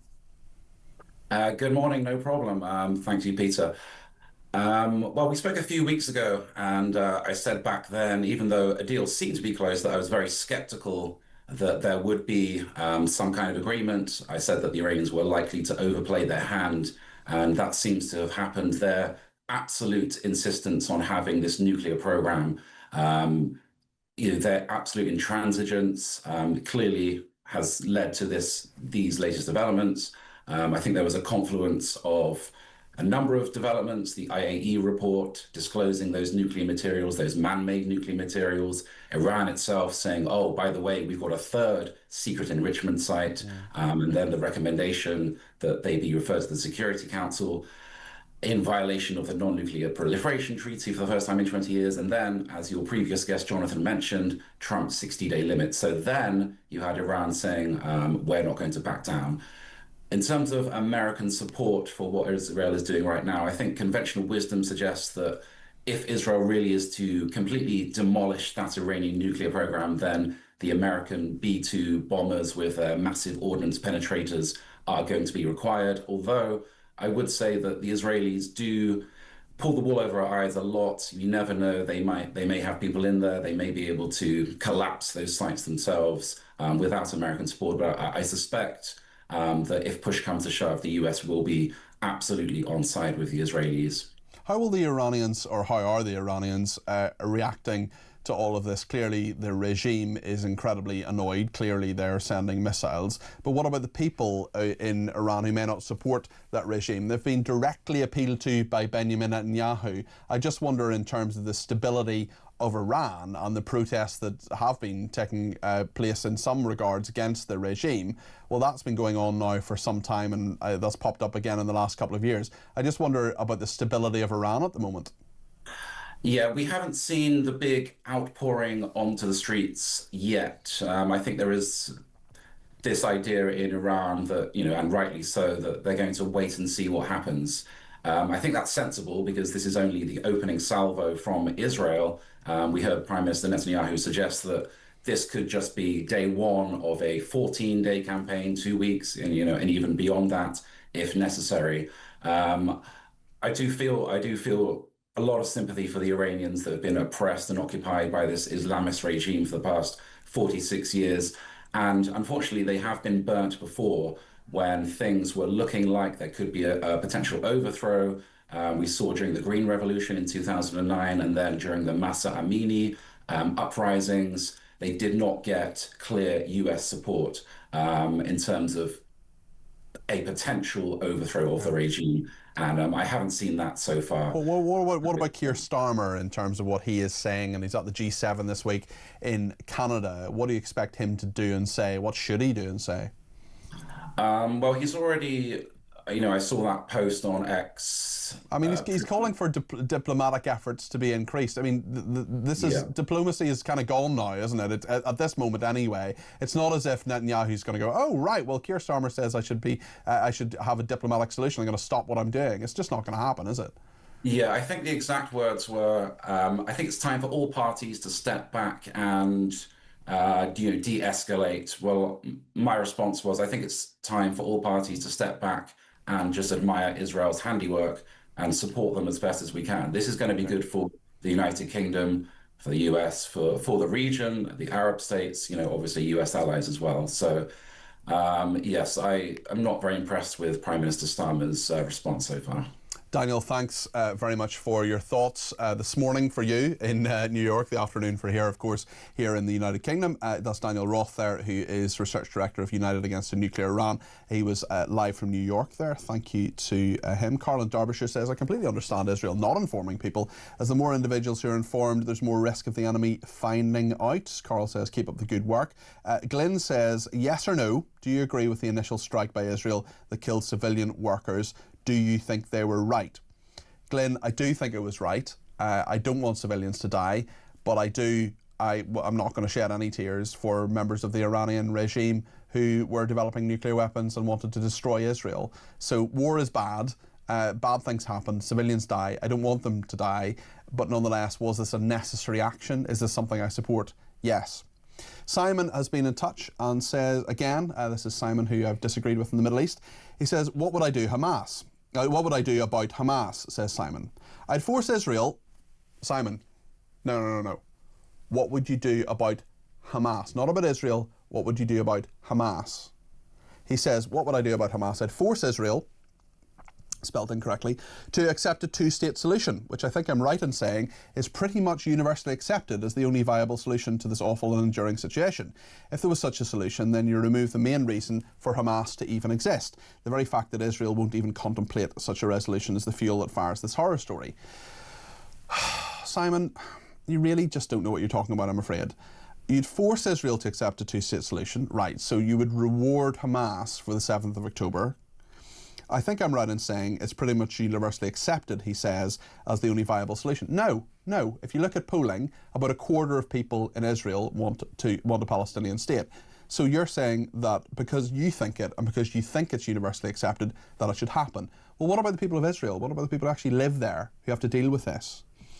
If there was such a solution, then you remain the main reason for Hamas to even exist. Hamas does not exist simply to have a Palestinian state. That's part of it, yeah, I agree with you, but they exist to destroy Israel. They don't want a two-state solution, they want a one-state solution. From the river to the sea, they want Israel to be destroyed. Okay, so I mean, you're just factually wrong there.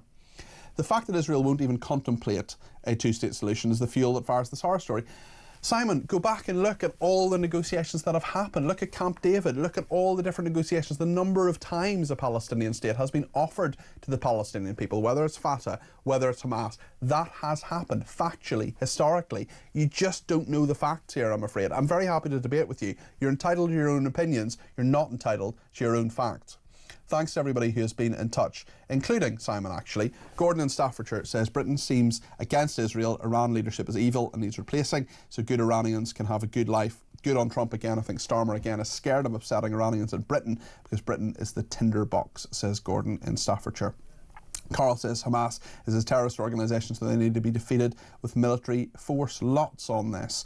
Also, on Simon, actually, if that pro-Gaza character Simon feels he is correct and has a good argument, why doesn't he get away from behind a keyboard and phone in so you can challenge him, says Rob in London. I'd love Simon to ring, and I'm very, very happy to talk to him anytime he wants to give me a ring on 0344 499 1000.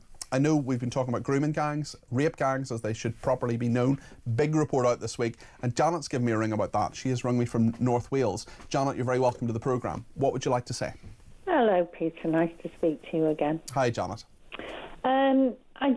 I get very frustrated with this whole issue because it's termed in, religious terms. It's all Islam, it's all the Muslims. That's not strictly true. We spoke before. My daughter was virtually groomed. I remember the call, Janet. You spoke with great clarity and really illustrated the issue about how your daughter nearly fell into that and you rescued her, and that was an incredible call a few weeks ago, and thank you for it. You're right, this is not just Pakistani or Muslim grooming gangs. There's so many people of various ethnicities involved. We can never forget that. Yes, it's more of a cultural issue. Now, there are some Pakistani, Bangladeshi Muslims who've integrated brilliantly, but there are also some very enclosed communities, predominantly, I have to say, Pakistani and Bangladeshi communities where the women do not speak English. Basically it's a monoculture within our societies, and this also happens with other cultures as well. But as long as we keep defining this as it's a Muslim problem, that allows people on the left to say, well, you're all just bigots, you're all just racists, you're all Islamophobes or whatever. So we need to redefine the whole argument around a cultural issue. I think, yeah, you're absolutely right. It's not a simple issue, but clearly there are cultural issues. I mean, really straightforwardly, there are white people, Indigenous British people involved with this as well, involved with other gangs. And the point, I suppose, is you either subscribe to straightforward, moral British values of really straightforwardly not exploiting and raping children, or you don't, and you can be from any background when you do that. We do know there are clear problems with the Pakistani Muslim gangs. That is a very, very clear problem. But Janet, I wonder, given that this big report is coming out this week from Baroness Casey, do you have any confidence the government can actually get under the skin of this and properly deal with it? No. No, look, I used to be a Labour voter, and Peter, don't tell anybody else, this is strictly between you and I. I cried the night that, oh God, my goodness, what was his name? He didn't get elected before Blair. Oh, John Smith? No, Neil Kinnock. Neil Kinnock. Yeah. I cried the night Neil Kinnock. I was very young. 1992. Yeah, I was very young. But I was always a Labour voter. Yeah. I don't recognise the Labour Party now as I did then, and but it's not just them. Previous governments haven't sorted this out. They seem to have. They've imported people. Nobody, and this is not recent. This has gone back 30, 40 years. Yeah. There have been huge influxes of people that have been put into certain areas, and whenever the local people have said, look, this is an issue, they've been branded racist, bigots. And this is why we need to have a reasonable and a national conversation, and why there needs to be a national inquiry into all of this. Janet, thanks for your thoughts. I really, really appreciate them. Let's hear a voice note now. James is in London and has some thoughts on the disturbances that have been happening. Hi Peter, James, London. The thing with the riots in Bellamy and Northern Ireland in particular is the people know that standing there with protesting does nothing. But any violence like that, they're just double defeating themselves. They're shooting themselves in the foot, so to speak. But I don't know the answer. I really don't know the answer. Because we know how they feel. We know how they feel. Can someone give us the answer, please? I hope they can. Do you know what? There's 16 minutes left of the show, and if you do have the answer, let me know. 0344 499 1000. Let's hear from Mark in Lancashire. Morning, Peter. It's Mark in Lancashire. One of the main reasons why there is definitely going to be some civil unrest, as they call it, in my opinion, is because the white working class of this country have seen how it's worked for everybody else who have attacked us. It worked for the IRA, Martin McGuinness getting his audience with the Queen, Gerry Adams getting elected to Parliament. These people were pandered to and appeased by our British government.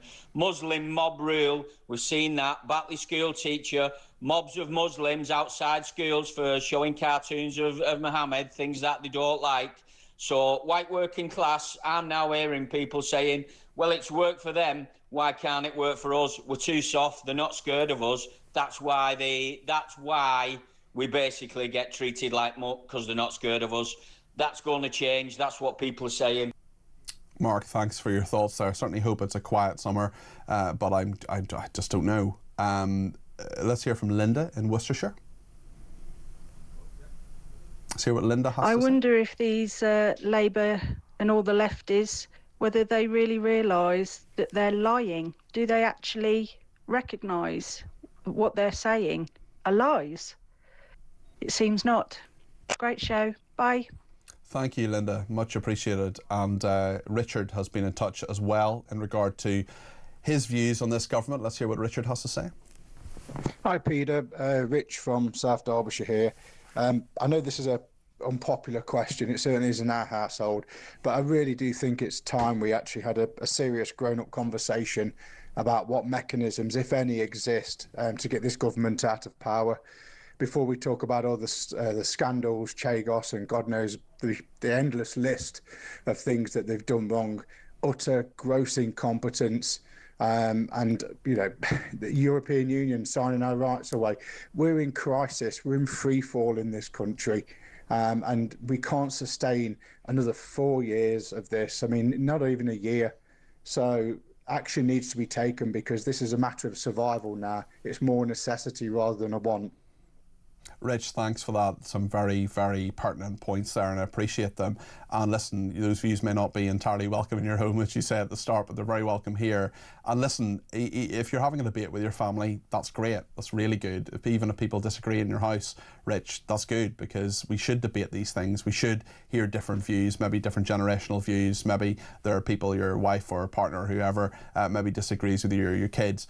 That's okay. These healthy debates need to happen, and this kind of free speech is absolutely what we guard so incredibly closely in this country, and that's why if there's any attack on free speech, that we come down on it so quickly and so importantly here on this station, because we are the home of free speech. Thank you to everybody else who's been in touch on messages. Bill says, why are we so surprised over the riots in Northern Ireland? Could it be because this is a reaction to one alleged sexual assault, whereas in the mainland we shrug and walk by while hundreds of thousands of young girls were raped and trafficked across the UK? Shame on us, or shame on the people from Northern Ireland for caring more about their people, says Bill in Fleet. Bill, if you care about people and if you do want to stop sexual assaults, yeah, the people who went on that peaceful march on Monday night, absolutely fine. People who are throwing bricks at the police, people who are burning out buses which take people home safely and make sure that they're safe from perpetrators, potential perpetrators, well, that's not actually standing up for anybody. That's just wanton violence. So, Bill, I totally take your point. If there's a peaceful protest, I will support it. If there's any violence, I will never support it. Carl in Derbyshire says, it's interesting that someone's brought up the Falklands War. We have less on than we did when our armed forces are in desperate need of more personnel. It's almost 1968 again, says Andrew in Salisbury, whereas Hilary Benn, the Northern Ireland Secretary, all we need now is a numbskull like Corbyn or Diane Abbott talking about Irish reunification, and it will really kick off. Well, Andrew, thankfully it's not 1968, and thankfully things are not nearly as bad as they were in Northern Ireland. And actually, someone was in touch on Twitter, let me just have a quick look on this on my phone, saying that I was talking about Northern Ireland being a very safe place. And yeah, this is Robert McCauley, says, Peter, you state that Northern Ireland is largely peaceful. Are you sure? Well, listen, there have been horrible scenes this week, petrol bombs hurled at the police. In relative terms, Northern Ireland is a really peaceful place. It's a beautiful place. If you want to go there on a short break, I would highly recommend you do so. Go to the Giant's Causeway, go to the Titanic Museum, go to Game of Thrones. There are lots of good things to recommend about it. It's got some fabulous people as well. What I would say is that the last few days have shown it at its worst, and that needs to end.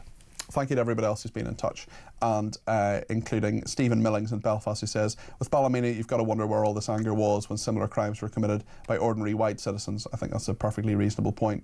And thank you to a final message before the break from Don in Chelmsford regarding Simon, who's been in touch on Israel. He suggested Israel should be forced into a two-state solution. Nobody forces Israel to do anything, says Dawn. Well, I think we found that over the last few days. We're going to talk about the Royals. The trooping of the colour is still happening. Kinsey Schofield is standing by. She's the host, of course, of Kinsey Schofield Unfiltered. Harry and Meghan have axed their PR team, who would want to work for them in the first place, and Harry and Meghan have also sent a message from the Royals with a bold trooping of the colour move. We'll find out what that happens, what that is, and we'll go down to the trooping of the colour in just a second here on Talk.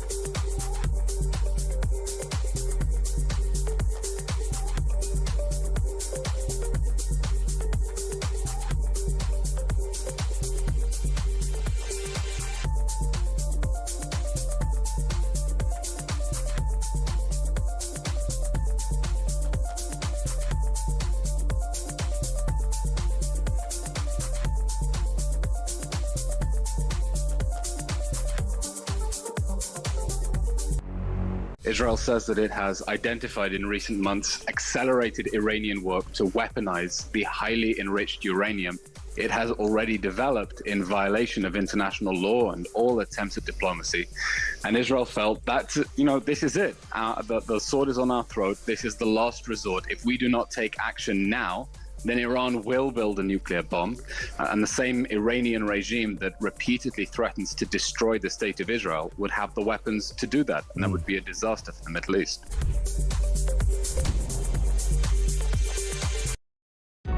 Across the UK, on DAB+, on your smart speaker, on your smart TV, and on your side. This is Talk.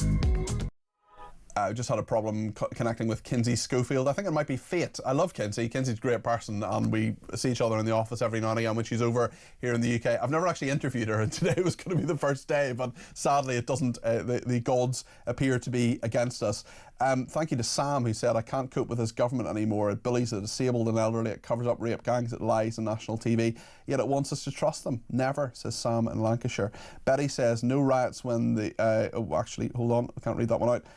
Lisa says, is the answer to have a one strike and you're out policy? Any foreign national or dual national that sexually assaults or murders or with GBH, etc. is deported? What happens when we are 50% at this?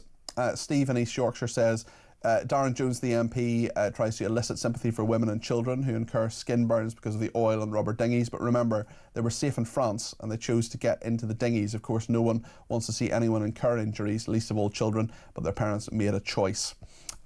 Let's hear from Richard, a voice note on how we can... oh, no, actually, we heard that previously. Apologies. Stephen. This is Stephen on Marilyn and what she said a little bit earlier on in the programme, Marilyn Hawes. Marilyn is 100% right. We need to sort this out. It's getting absolutely ridiculous. I've just been to Bradford now. I live round here, and I really don't know. Thank you, Stephen. Appreciate that. Mark in Runcorn. Hi, Peter. Mark from Runcorn. I'm just sick and tired of all these lefties, like the Lib Dem activist you had on earlier saying everybody needs a better life. We need a better life in this country. Would he be happy if I just walked into his house, sat down, eating his food, saying I'm going to live free in his house? I don't think so. I'm more than happy for migrants to come to this country. But I'm just not happy about having to pay for it whenever I struggle paying for myself. Why don't the government create a bank account for all these lefties to pay into that'll support, they'll pick up the tab for any migrants that come to the country. Let them pay for it and let's see how many they get. We can have as many as they're willing to pay for. Great show, mate. Cheers. Bye. Mark, thanks for your message. You can, of course, if you want to. I don't want to. Pay even more tax if you want to. You can just write a cheque to HMRC. They will accept it. And all these people saying, oh, well, maybe the taxes should rise. Well, by all means, go and do that. I don't think Mark or I will be doing that anytime soon. Liam in Folkestone has been in touch with a voice note. This is what he had to say. Good morning, Peter. Liam in Folkestone. I just want to clarify that, yes, the majority are male that are coming across the English Channel. About 2-3 years ago, before the Border Force moved their operations behind a big steel wall, I used to be able to film these migrants coming across the channel with other YouTubers such as Active Patriot, Steve Laws, Yorkshire Rose, and we saw the hatred in their eyes. They hate us, Peter. Seriously, before they moved their operations behind the big 10-foot steel wall, we got to see them up front, close and personal. They're majority men. There would be the odd woman and child, maybe 1 in 5 boats. But you can bet your bottom dollar they're all men, and Darren Jones is talking hogwash. Cheers, mate. Let's hear from Mark in Lincolnshire and Israel and Iran. Hi, Peter. Mark in Lincolnshire. Yeah, the Israel-Iran thing. Obviously, I've always been very much pro-Israel on all this stuff. I think they're taking the action that, the West should itself be taking against Iran, especially while the opportunity is there before there is a risk of, a real risk of an atom bomb or something from the Iranians. you know, our government should hang their heads in shame, but it's no less than we expect from the anti-Semitic scumbags that they absolutely are. You know, they always claim since Corbyn, he's cleansed it of anti-Semitism. What a load of garbage. You know, they should hang their heads in shame, and I quite hope whoever gets in government next holds these people to account, properly to account. You know, I'm talking jail time. Anyway, cheers. Mark, thank you for your thoughts there, clearly expressed and clearly very strong opinions there. Thank you to Glenn in Colchester. He says, I don't mean to be trivial, but it's trooping the colour, not trooping of the colour. Glenn, you have come to the right place. I am an absolute pedant on all these matters, and if I make a mistake, you tell me. I'd much rather correct myself than get it wrong. Glenn, thank you. It is trooping the colour, not trooping of the colour. Appreciate that. Accuracy is very important. A couple on Diet Coke as well. Elle has been in touch and says, I received this can of Diet Coke as a complimentary drink when I bought a falafel wrap. I never touched the stuff, but I wish you were here to drink it. I will take it off your hands anytime. Elle, always welcome Diet Coke. I spoke to a woman from Pepsi this week. Haven't got any free Pepsi, sadly. I do respect your judgment, says this texter, but was that a Diet Coke you showed us earlier? You do know that artificial sweeteners aren't good for you. I know it's all bad for me and I shouldn't do it, but I ingest lots of things that are bad for me. Cal Duffy has been the producer of this programme. Thank you to him and Chris Jacobs, the setup producer, Tommy Bateson, the assistant producer, Luke Vincent and Davis Fang, the visual producers, Ayabel Ferris, the video editor, and Dean Spencer, the weekend editor. Thank you to Toby Silver as well. He's training to be a tech op, but the gold standard is